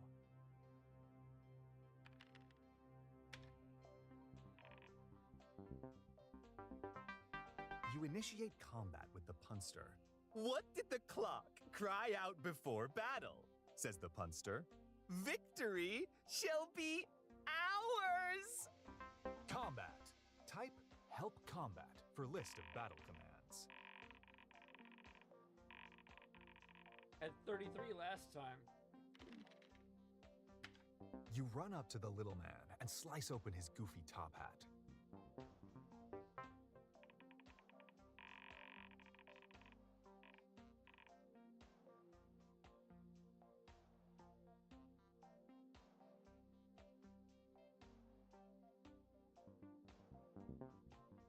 The punster smiles widely. What drink did the boxer order after the big fight? He says. A Fruit punch! The punster throws a glass of punch in your face.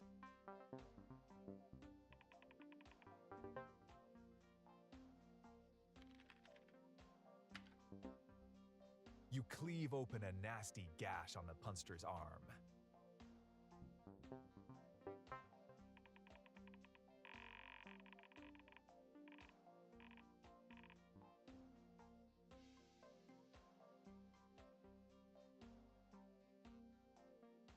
Ambush, right?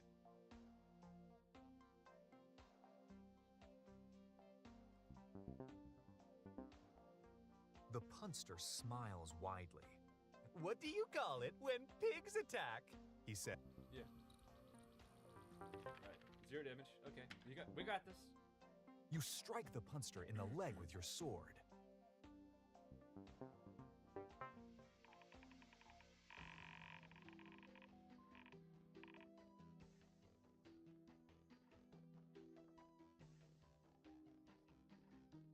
This is it.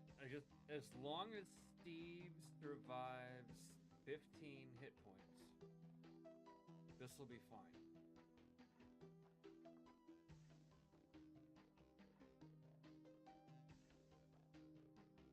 Block. That's cinder block, right? That's a lot. Or tackle. The punster smiles widely. Right. Yeah. Skipping. You is slice it. We open got- the punster's stomach. I would tell you one last pun, but I fear they've already been done to death, says the punster, gurgling out a chuckle. Sorry, I was dying to use that one. Mm-hmm. He dies. Yeah. Finally. I know. A small set of stairs rise up from the murky water, and a large stone door opens up. A new passage forward lies ahead.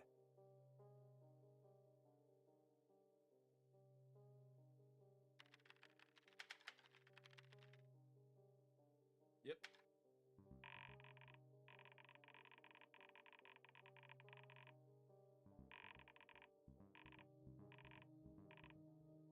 Mm.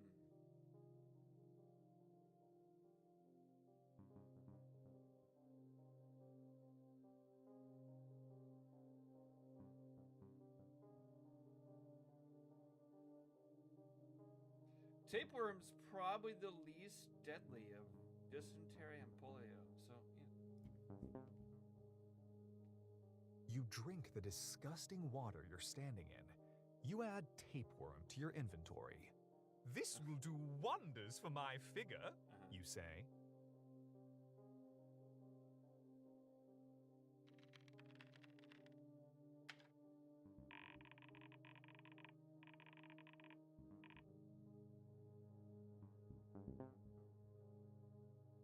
You walk into a massive chamber. Slender stone columns along the side support an arched ceiling many stories above you, intricately painted with strange emblems. A glowing fountain in the center illuminates the entire chamber. A red and purple carpet runs directly to a large wooden door on the far wall. The door is engraved with symbols similar to the intricate ones on the ceiling.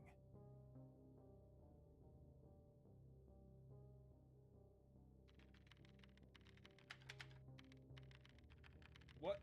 What? Why?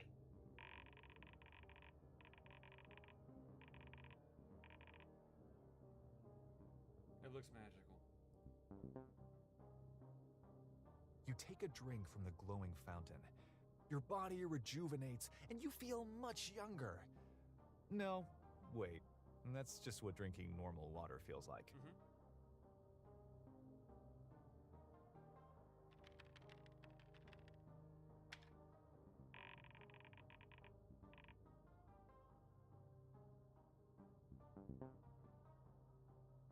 You take a closer look at the unusual and mysterious door.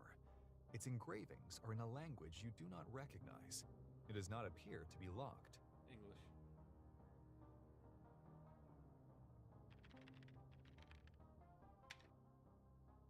You You open up the door.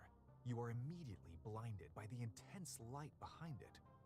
As your eyes adjust, you see multicolored clouds swirling inside.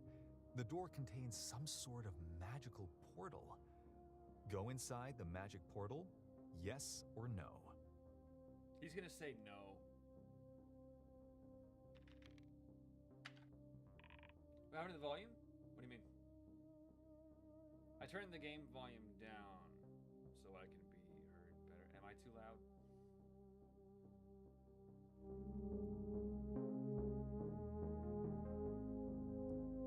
Is that better?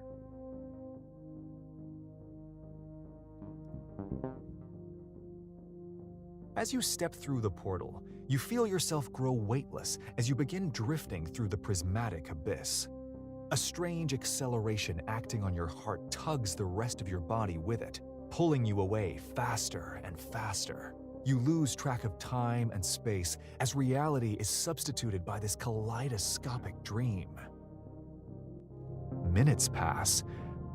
Hours, maybe? You can't be sure. You simply drift and drift and drift away until you awaken. Oh no. Can you hear me too? Like, I'm trying not to talk when the narrator's talking.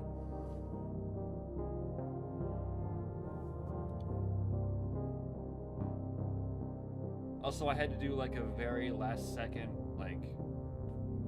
microphone filter adjustment.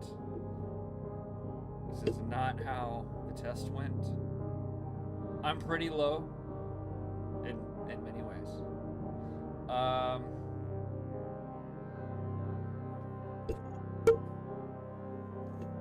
There. Yeah. Here. Let's turn myself back up. Act 3. Yeah. Fantasy Mountain. You are lying in a bed in some sort of very warm room. As your vision clears, you start to make out your surroundings. The orange light of sunset streams in through arch-framed windows. The stone ceiling is adorned with red paint. This place has way too many candles. A robed figure approaches you. Man, it's right here. Don't worry.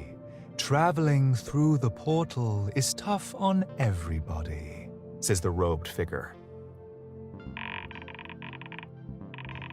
I even took the thing off. I'm pretty sure it's facing this way. Yeah, so the mic holder that I have, I hate it. I need a new one.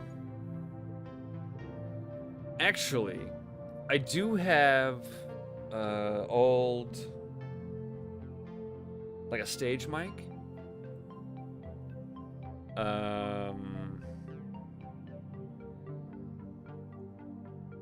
It'd be better adjustable. But I don't use that mic arm anymore. It's the stand. I'm on a stand, a little tripod. And yeah, so like right before I hit the stream button, I had to change out my headphones because my headphones, these, the ones I've been using, the Bluetooth ones, wouldn't connect. I don't know. So I had to get the wired ones from my room, and turns out the filters that I put on this mic were not saved. That's why I had to do like a emergency mic filter thing. Anyway, what happened?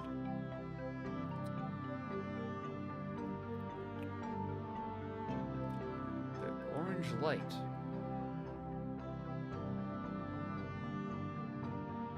Okay, windows, candles. Way too many candles. A robed figure Traveling through the portal, stop it. It says a robed figure.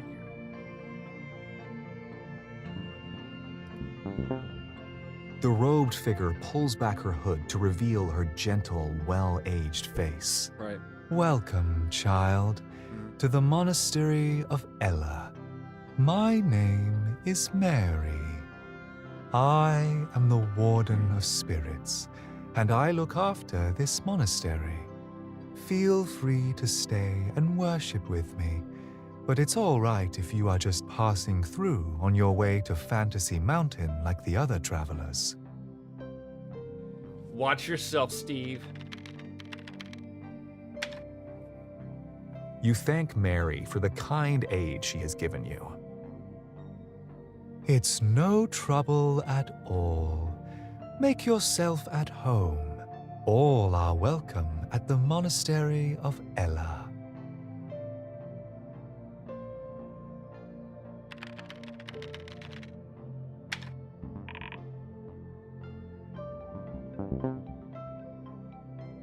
You arise from the bed and look around the room.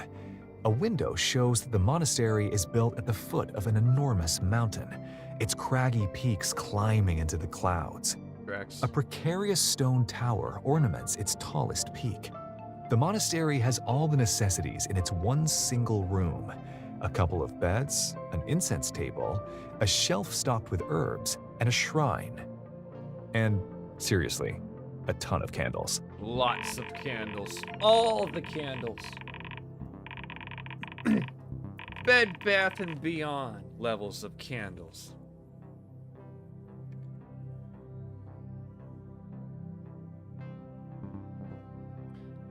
Help Steve, the potion. Yes, all the help he can get. If you are here to climb Fantasy Mountain, I can perhaps prepare a potion to aid you in your journey, she says with a smile. Alchemy happens to be a part of my duties as Warden of Spirits.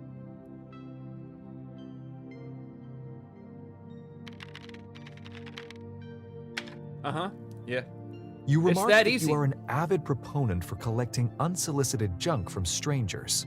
Of course, child. Yeah. I'll brew a special potion just for you, says the Warden of Spirits, walking over to the shelf.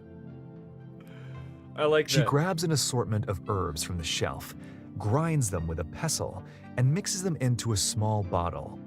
She hands you the resulting potion. You take a whiff of the concoction, finding it to have a sweet, earthy smell. You ask her about the potion's effects. Who cares? My favorite thing is an avid proponent for collecting unsolicited junk from strangers. That's my favorite sentence I've read in months. All right, weeks, to be fair. What does it do?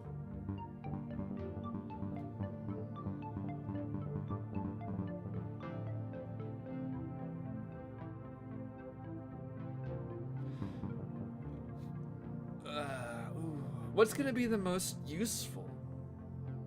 What does Steve need the most? If he was invisible, fortitude? All right. Well, I was thinking, okay, if strength ups his HP, maybe. But yeah, you're right. This is a potion of fortitude, says the Warden of Spirits. Drink it before facing a formidable enemy, and your health will be fortified from dangerous attacks. Oh, I got that backwards. You add the potion of fortitude to your inventory. Yeah, somehow I attributed strength to hit points. Sufficiently rested, you decide to re-embark on your grand adventure. The Warden of Spirits calls out to you as you head out of the monastery's exit. Careful, child. says Mary. Be wary of the dragon. You are outside of the monastery at the foot of the daunting Fantasy Mountain. Sitting atop the mountain, the Tower of Thraldom cleaves into the clouds.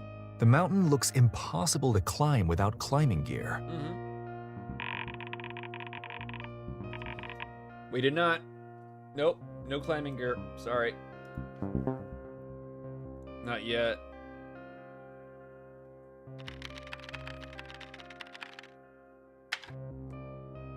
You do not have climbing gear in your inventory. Right. He knew that. He was just testing you. You're carrying Sword of Obliteration, Note from Father, Quest Journal, Ring of Peasant Ignoring, Package of Hot Dogs, Dagger of Mediocrity, Potion of Fortitude, an amount of gold. Wait, no, the tapeworm.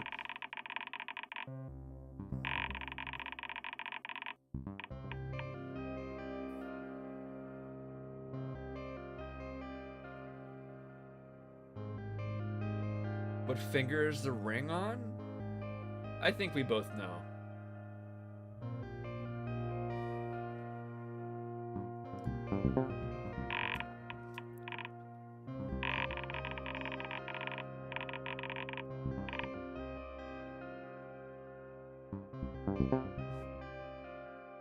A monocled man with a cane approaches you with a wide smile.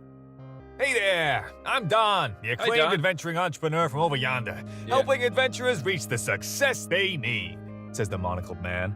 I've been keeping an eye on you for a while now, and I wanted to see if you were looking for any adventuring support. Utilize Don's adventuring support service? Yes or no? Yes. Hi, Shitrock. How you doing? What's up? I'm excited to be working with you, says Don. Don't worry, I know the importance of delivering results with top-quality service. I understand that you're looking to climb Fantasy Mountain and rescue a princess from the Tower of Thraldom. Is that correct? Is this your quest? Yep. Yes or no? He's gonna say no. Oh, alright.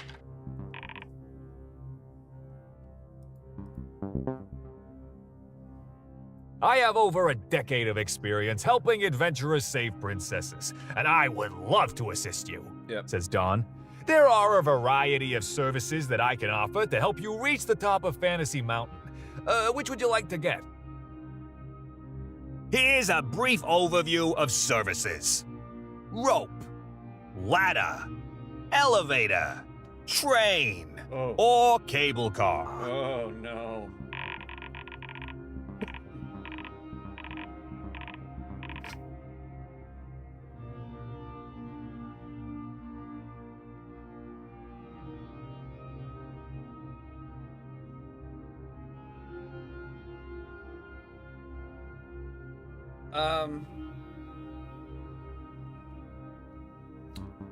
The first three.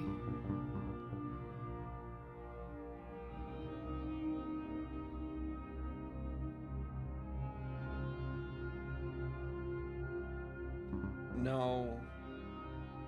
No. Maybe. Like, the cable car is gonna take him all the way there. I feel like. All the way up the mountain. Like a ski lift. A train can take him through the mountain. Hold on. Hi, I'm back.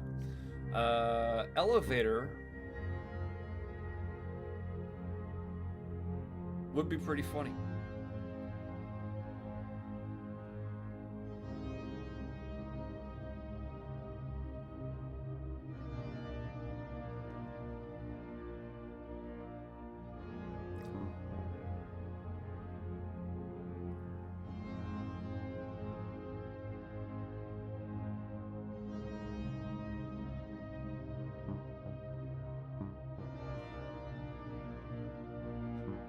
Let's do a train. Maybe. Well, hold on. Don can recommend any of these. Steve is gonna choose something else, right? So he can recommend a cable car. For your situation, I would personally recommend our most popular service, the cable car, at a modest price of just 30 gold.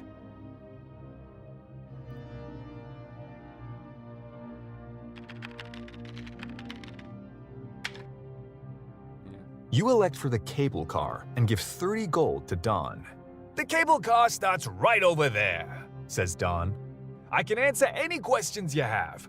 I don't just want to get your business, I want to keep it. Many of my adventurer clients that are looking to save a princess also purchase a gift to offer her as a memento of her rescue, says Don. What I would like to do is offer you a limited time discount for this service bundle.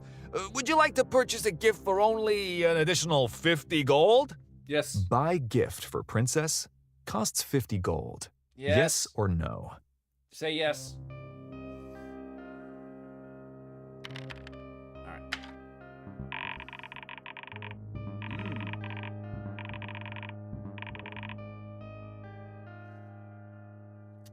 Well, shit.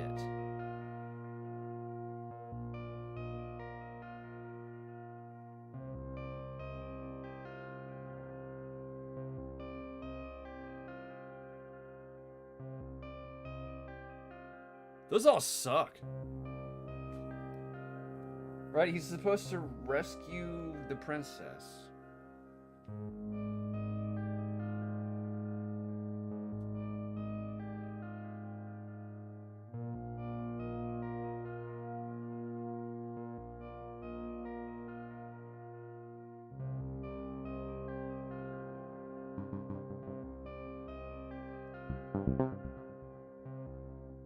You hand an additional 50 gold to Don.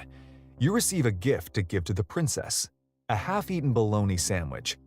You ask Don if he had eaten the other half of the sandwich himself, and he just moves his hand across his mouth in a zipping motion and winks at you. What a dick.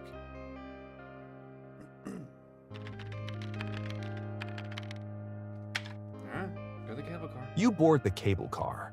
You gaze downwards at the arduous trail up the mountain as you sit comfortably suspended above it, zooming to the top. You almost feel empathy for the poor peasants that had to lug steel beams up the mountain to build this cableway for you, but the feeling soon fades like an unrealized sneeze.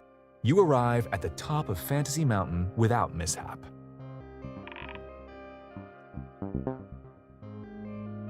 You can see the quaint valley thousands of feet below you, stretching out to the horizon. The Tower of Thraldom looms over you. Its base is made of a huge monolithic castle shaped like a cube. A pair of foreboding stone doors leading into the tower's base lies up a short road ahead.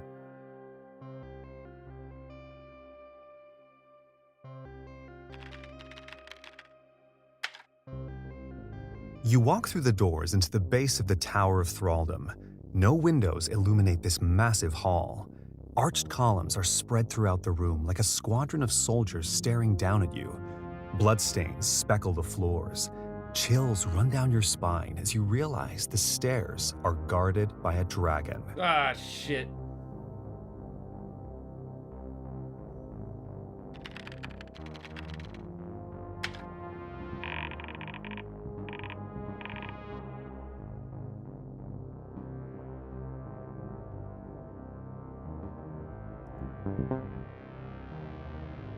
You take a deeper look at the dragon across the hall. He hasn't noticed you yet. The red-scaled monstrosity is gnawing on a human corpse, blood dribbling out of his mouth. He coughs up a shiny armored helmet to the floor, then resumes his meal.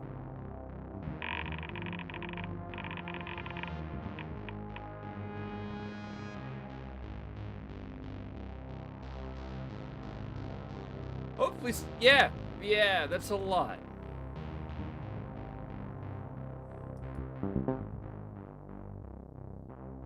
Next time, I'm gonna hit sleeping.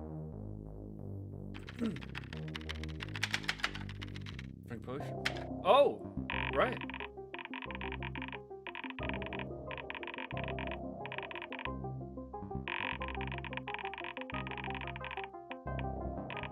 All right.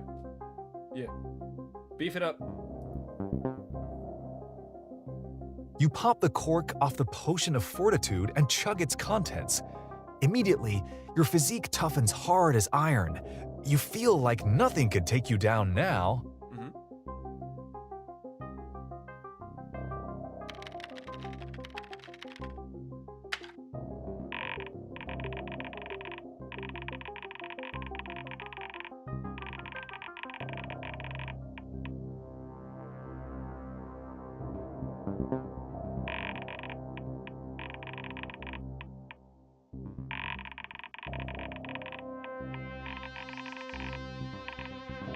Oh shit. No. No. Gotta love a battle with high stakes. Uh-oh. You can't watch. You're a CPU. You step forward valiantly to the gorging dragon. I shalt vanquish thou, Yeah. You declare, trying to remember your old English lessons. thee? Thou? The dragon stares at you with untamed hatred. I think both He are backs right. onto his hind legs, revealing his gargantuan stature. He lets forth a hideous roar, projecting furious fire upwards out of his mouth. Combat. Type Help Combat for list of battle commands. What? Oh shit. That's a lot. You look at your sword of obliteration one last time, anxious to fully utilize its true potential. You majestically strike the hardy dragon with the sword.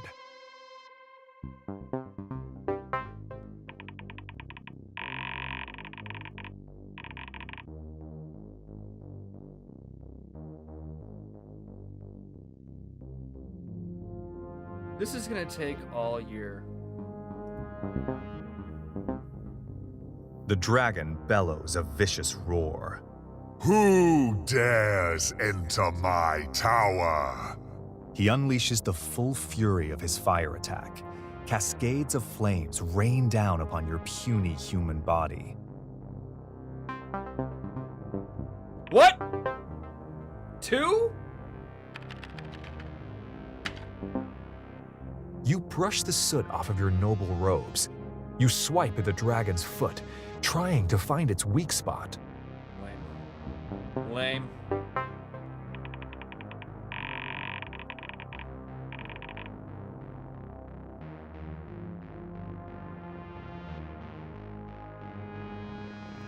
I like the illusion of choice here. Confused by your survival, though still undeterred, the dragon moves to bite off your head, clamping into your neck with his gigantic, serrated teeth.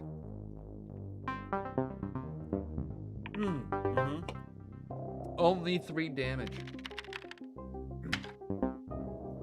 Still in tip-top shape, you once again slash at the dragon, committed to persevering to the bitter end.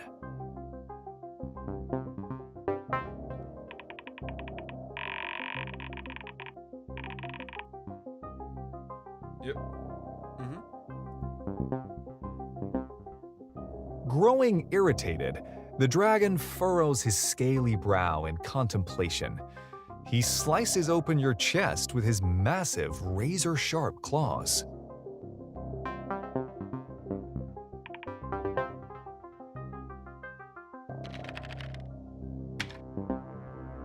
You swing your sword around and hit the dragon again. I could do this literally all day, You remark.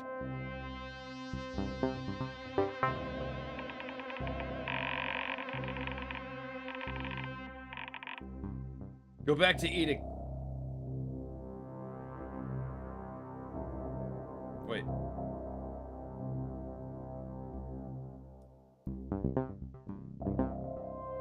The dragon rolls his eyes with growing disinterest. Keep killing me if you must, He says, though I'd prefer you do it a little faster. turning his attention away from you. He drags the bloody corpse back with his claws and resumes eating.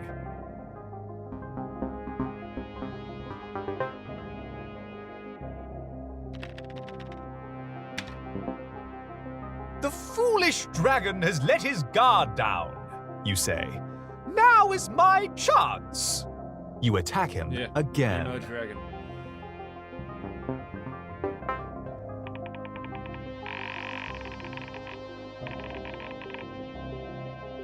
Exactly. The dragon is no longer reacting to anything you do. You are able to continue attacking him, but it may take a while.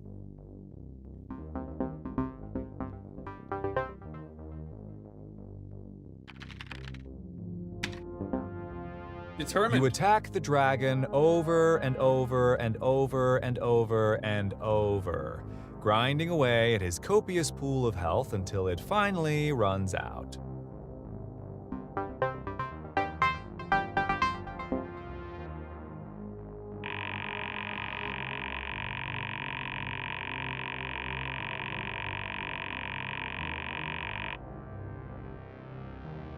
After your fierce and courageous battle with the devilish dragon, he lies lifeless before you. The stairs leading up to the tower are now accessible.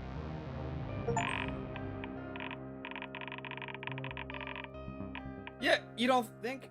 Come on. Your potion of fortitude wears off.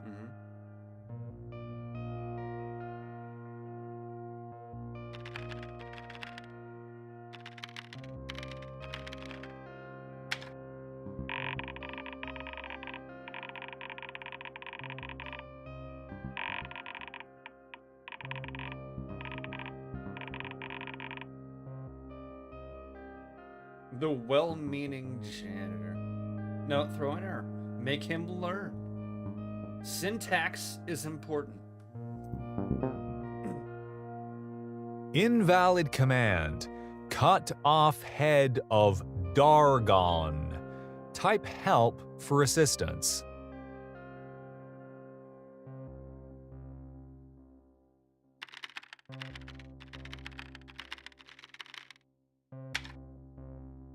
You cut off the dragon's head.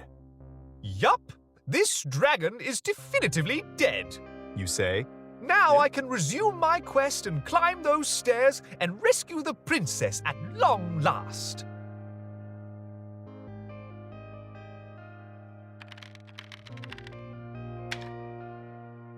You ascend the stairs of the Tower of Thraldom.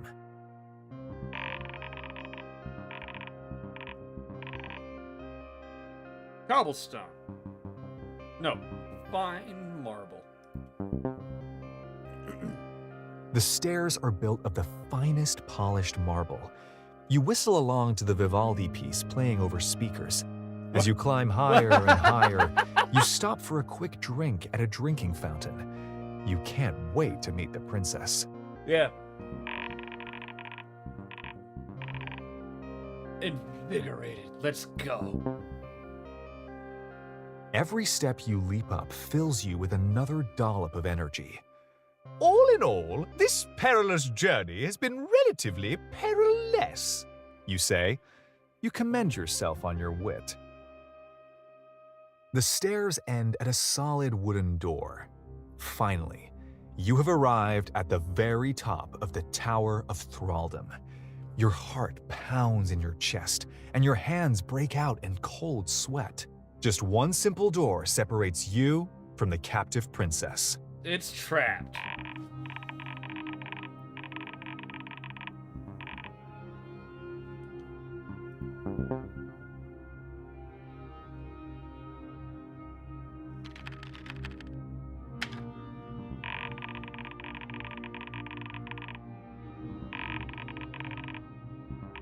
Uh-oh. Oh, shit. Yeah, gold.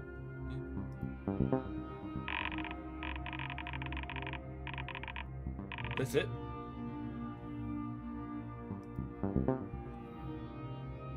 Your anticipation nearly solidifies as the door finally opens. You finally get a long-awaited glimpse at the princess.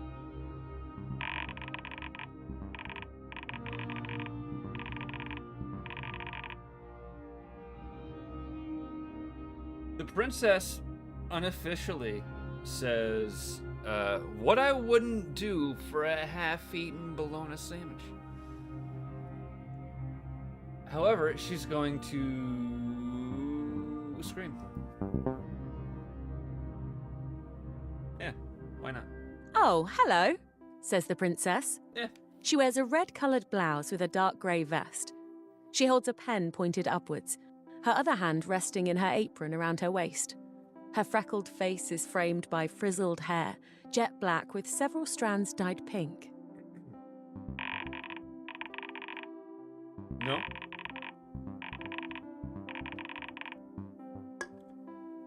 It wasn't me. You must be an adventurer, I presume, Yeah. she says. Don't worry, you've come to the right place. Will it just be yourself this evening? Uh-huh. Are you alone? Yes or no? In many ways.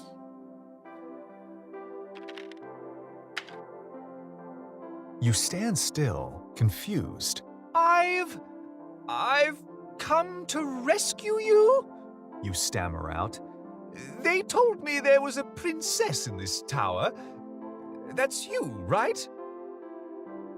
Yep, that's me. The princess pulls out a notebook and scribbles in it. I have you down as a party of one. Welcome to my humble tavern. Did you want a table or a place at the bar? What? Which do you prefer? Huh? Table or bar? Wait.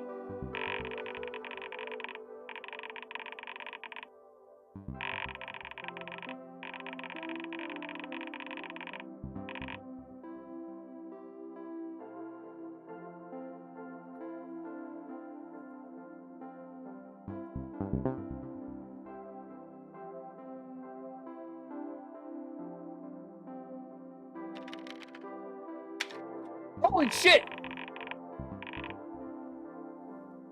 Steve typed help. Help. Help. There. Yeah. See, right there. He did it. And I think I lost 100 gold to this fucking CPU.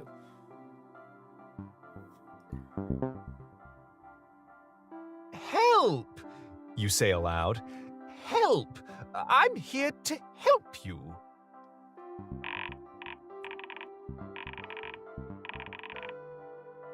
Freeze.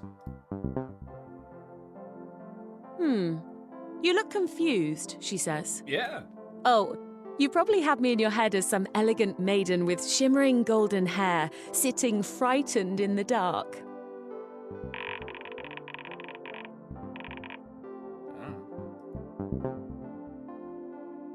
Sorry if that came off of some sort of gotcha moment. I'm happy you're here. Anyway, the days up here can get kind of samey, as you might imagine. But I've always dreamed of running my own tavern when I get out of here, and one day I figured, why not just do it now, here, you know? The princess explains. I call it the Drunken Unicorn. Come on, follow me, I'll give you a tour. Okay.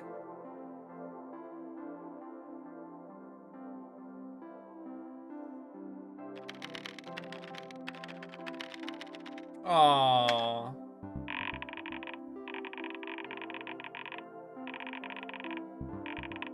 The sandwich. Ooh. Wait. The sandwich, but it's like a full. No. The full package of hot dogs, they were expired. Or like awful, right?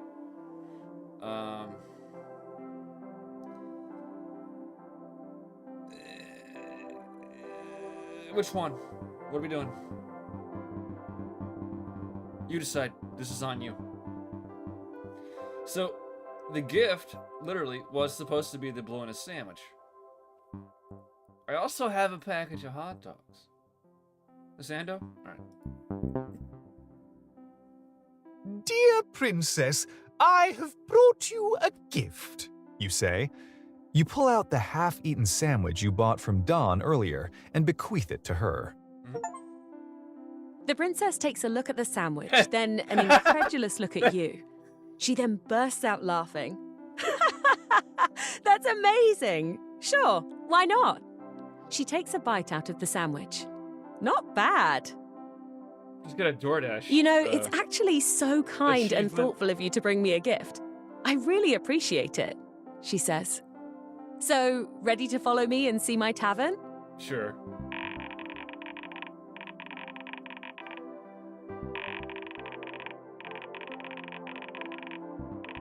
Oh no. Oh no.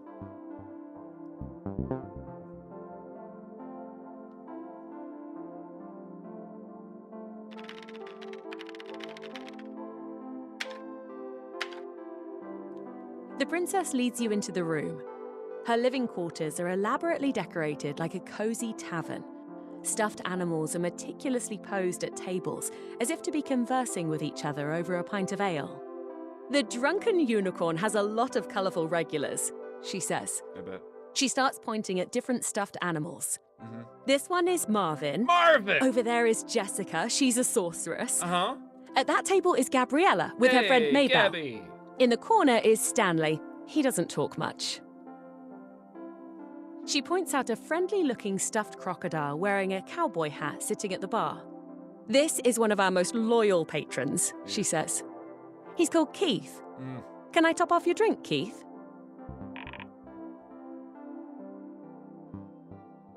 What's this princess's deal? She fills up Keith's mug. There you go, Keith, she says before turning back to you. He always gets the Tanning Brew Ale. It's his favourite. Why don't you say hello to Keith?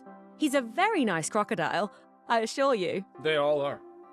Misunderstood. Crocs. Yeah.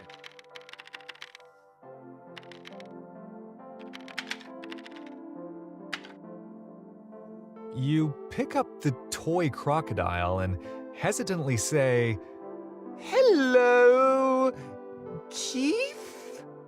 You give the princess an awkward glance. To your surprise, the stuffed animal turns its head to you and says, Hello, mister. Mighty pleasant meeting you. I'd like to return to my seat if you'd be so kind. This Tanning Brew Ale is my favorite, and I cannot wait to imbibe it.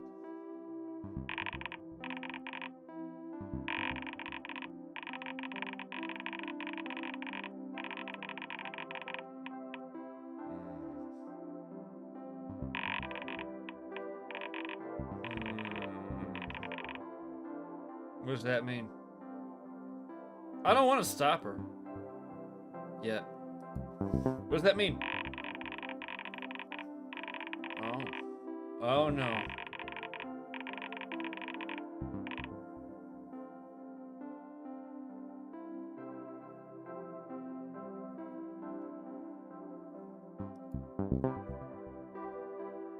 You set Keith back down in his chair, giving him an adorable pat on the nose.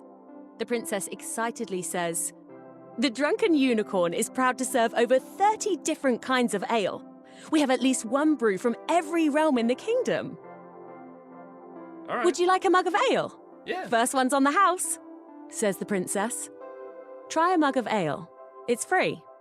Yes or no? Do it!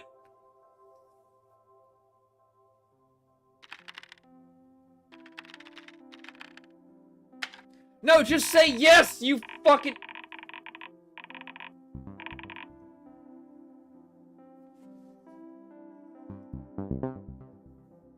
One of each? Yeah. Invalid command? Sure, why not? Type help for... Uh-oh. Sure, why not? You tell the princess. She understands your answer just fine. A drink sounds wonderful after climbing all those stairs. He didn't climb the stairs. Wait. Yeah, he did, actually.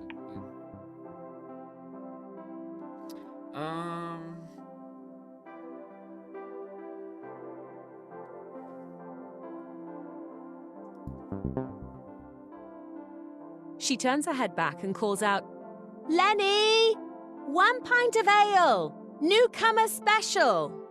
You hear a squawk from the bar. A blue feathered parrot flutters in, hefting a pint of ale with his claws. The princess hands you the ale as the parrot lands on her shoulder. This is Lenny, my pet parrot, says the princess. Fair. Took me ages to train him to serve drinks. Anyway, this is our signature brew. Drink the ale when you're ready for your mind to be blown. Lenny. Isn't that, Homer's, Simpsons? Lenny. Yeah.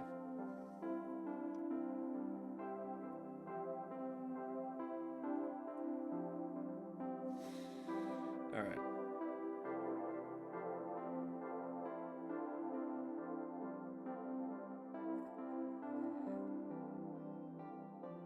She made a parrot. Yep.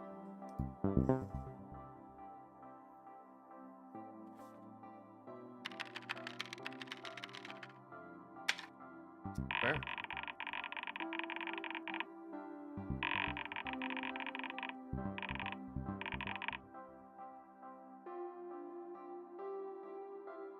Oh, come on. It can be good, I get, you know, maybe it's an IPA and it's really fucking awful. You take one whiff of the really awful concoction given to you and send it back to the princess holding your nose. Oh, princess, I Barney, didn't yeah, come here to yeah. drink ale, you say. I've come here for a much nobler purpose. What could be more noble than drinking alcohol? The princess laughs. She chugs the ale down herself. Her parrot nibbles on her ear and squawks, Popcorn? The princess grabs a kernel of unsalted popcorn from her pocket and feeds it to Lenny, who cheerfully shreds into it with his beak. Unsalted? Anyway, I haven't You finished monster. my tour. My favourite part of the tavern is over here, she says. Would you like to see it? Continue tour. Yes or no? Unsalted popcorn. Incredible.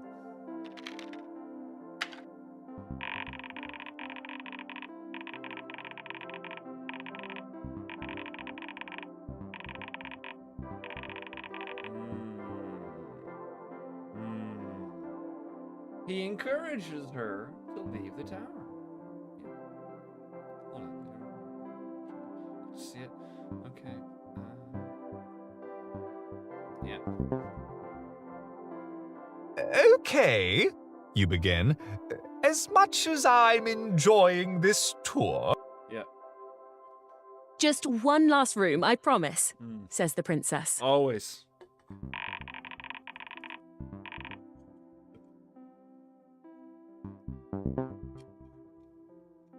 She leads you to a cozy sitting area in a nook.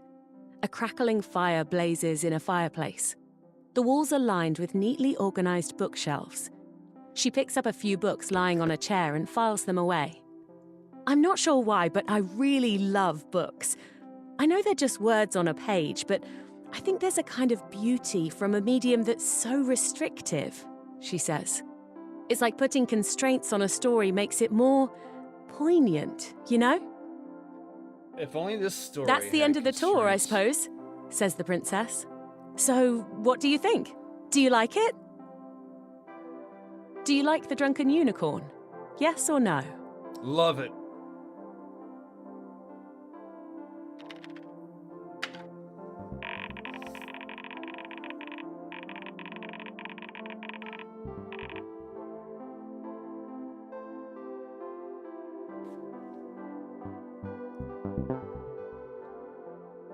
You tell the princess that while you do like the tavern, it seems like she put more thought and consideration into the drunken unicorn than necessary. Yeah. real tavern owners would never bother this much, you say. Well, The princess contemplates your answer.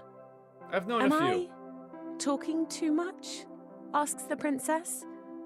I'm sorry if I'm jabbering on a bit. I'm just a little excited to have a new person to talk to. Feel free to talk more yourself. Honestly, I'm actually growing tired of only asking yes or no questions, says the princess. So, tell me, adventurer, what is your real name? I mean, outside of all this adventuring business, in your normal life, what do people really call you? Dumbass.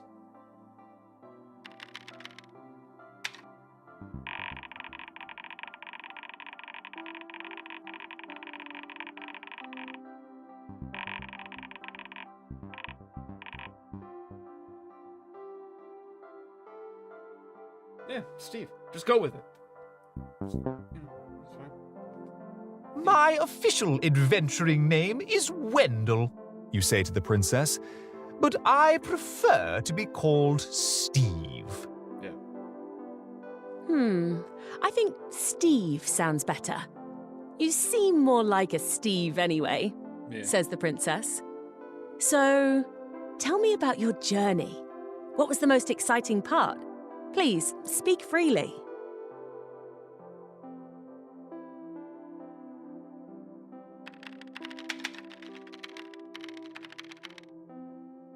Went to a tavern. Yep.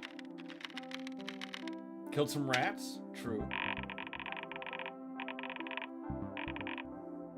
No, don't throw an arrow. Just let. I would like more choices. Rats in the tavern? An old classic, says the princess. What happened next?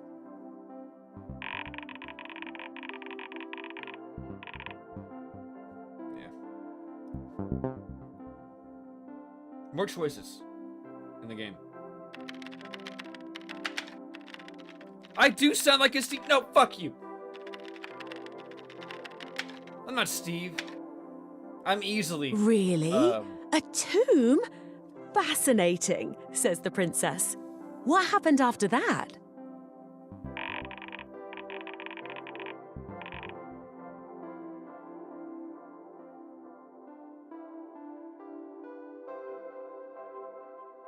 Yeah, why won't the what? Hold on.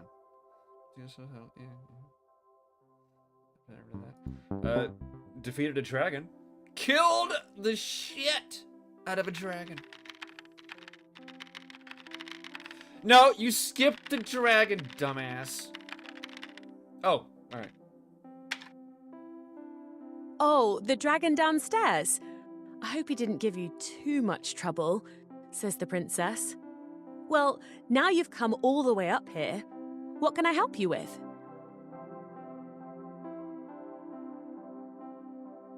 Help me help you be rescued? Yeah.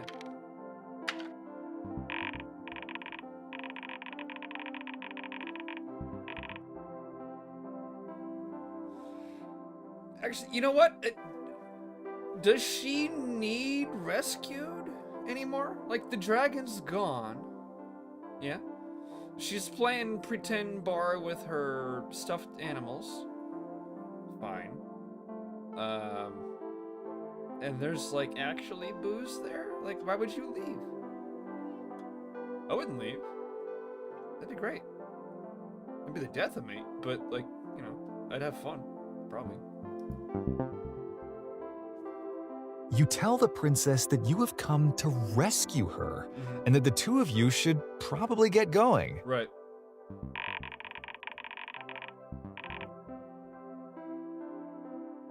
There's no way the congratulations screen is what happens next.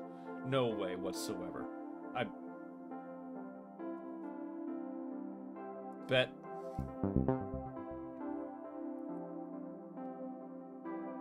The princess sighs, closing her hands around her See? thumbs. I'm terribly sorry, but Right? I don't think it's a good time, she says carefully. Story of my life. I'm not ready yet. Don't worry, though. I'll be okay. The dragon, I can handle it. It's really not that bad up here. I killed the dragon. Dragon's gone. There's no more dragon.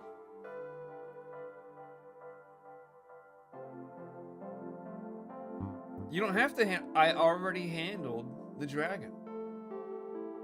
We have to save her, yeah. You place your hand on the wall and lean against it. I can assure you, princess, that everything will be just dandy. Yep. You say, I will rescue you, and you will be safe in my hands. Just did. I'm really sorry, says the princess. Tears begin to form in her eyes. I didn't want to bring you into this, and I truly appreciate everything that you've done for me. Don't think that I'm forgetting that. The timing is just... I can't do this right now. I'm so sorry. If I had a fucking The princess dime- looks at you and sighs. I just need more time. Please don't give up on me yet. You feel like you should probably get going now. Perhaps you can return later and the princess will prepare herself in the meantime. You climb back down the stairs of the Tower of Thraldom with your head sunk in sullen defeat.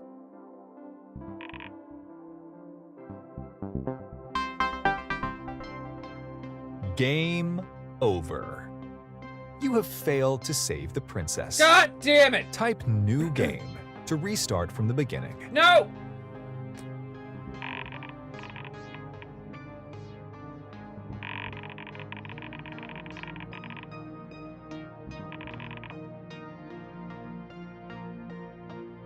Again, I would like another option.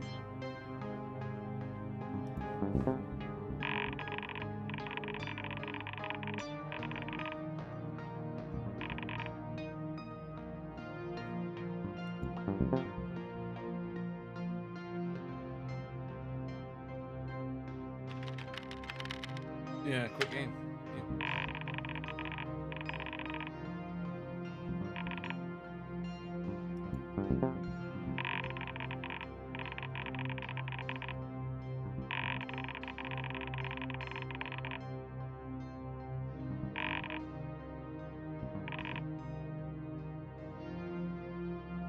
God damn it. Well,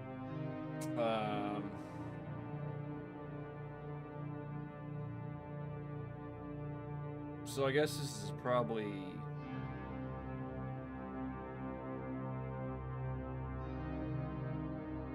Yeah, we're gonna stop here. Next time, I'm beating this game.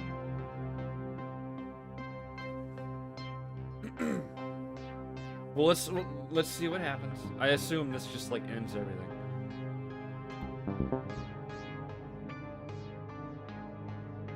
But you saw that, like...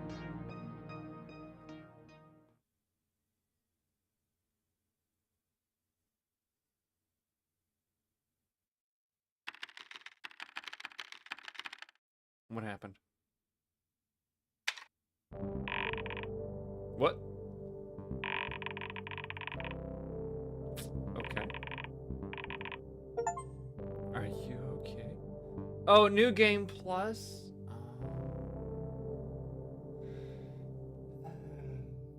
Okay. Alright. Next time. We're gonna do this. But for now, so I took a break from streaming, is what happened. Other things happened IRL. Don't worry about it. But I've been sitting here thinking about, you know, like, I miss it. I want to come back. I'm no longer on Twitch because fuck Twitch. Every time I turn around, Twitch gets worse.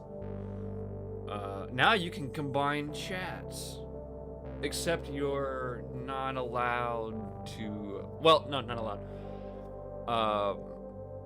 So if you multi-stream on Twitch, like YouTube, Twitch, Kick, TikTok, I don't know. You can have all the chats on screen at the same time. Alright, fine. But you're still responsible for anyone that comes in and says some random bullshit in your chat.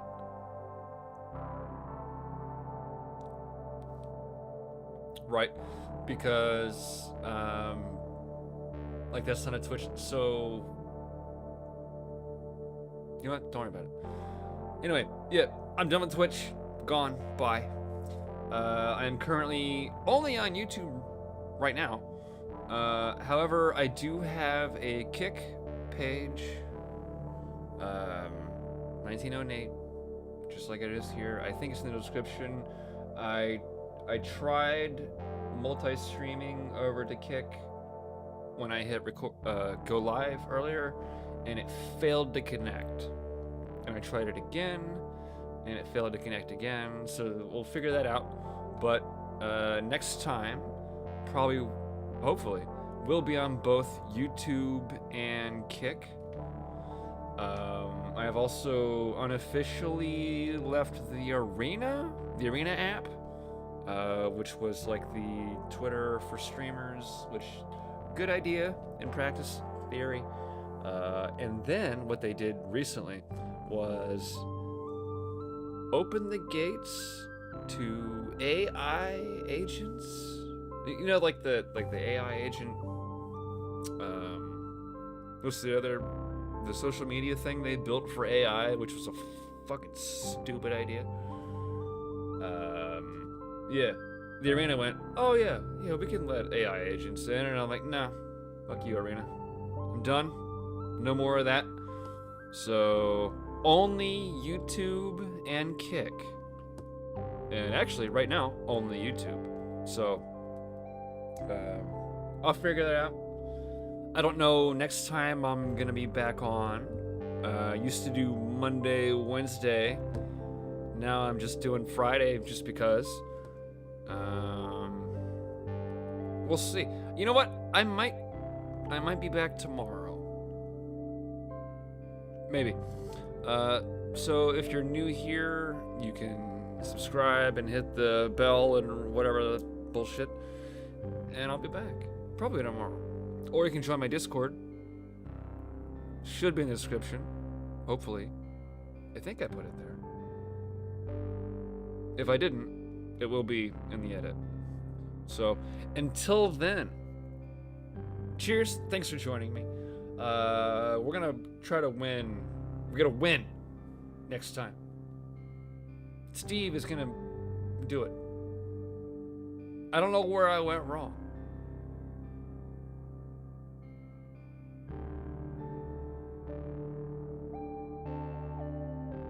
But here's where we're gonna pick up next time. Anyway, cheers. Thanks for joining me. Love you. See ya.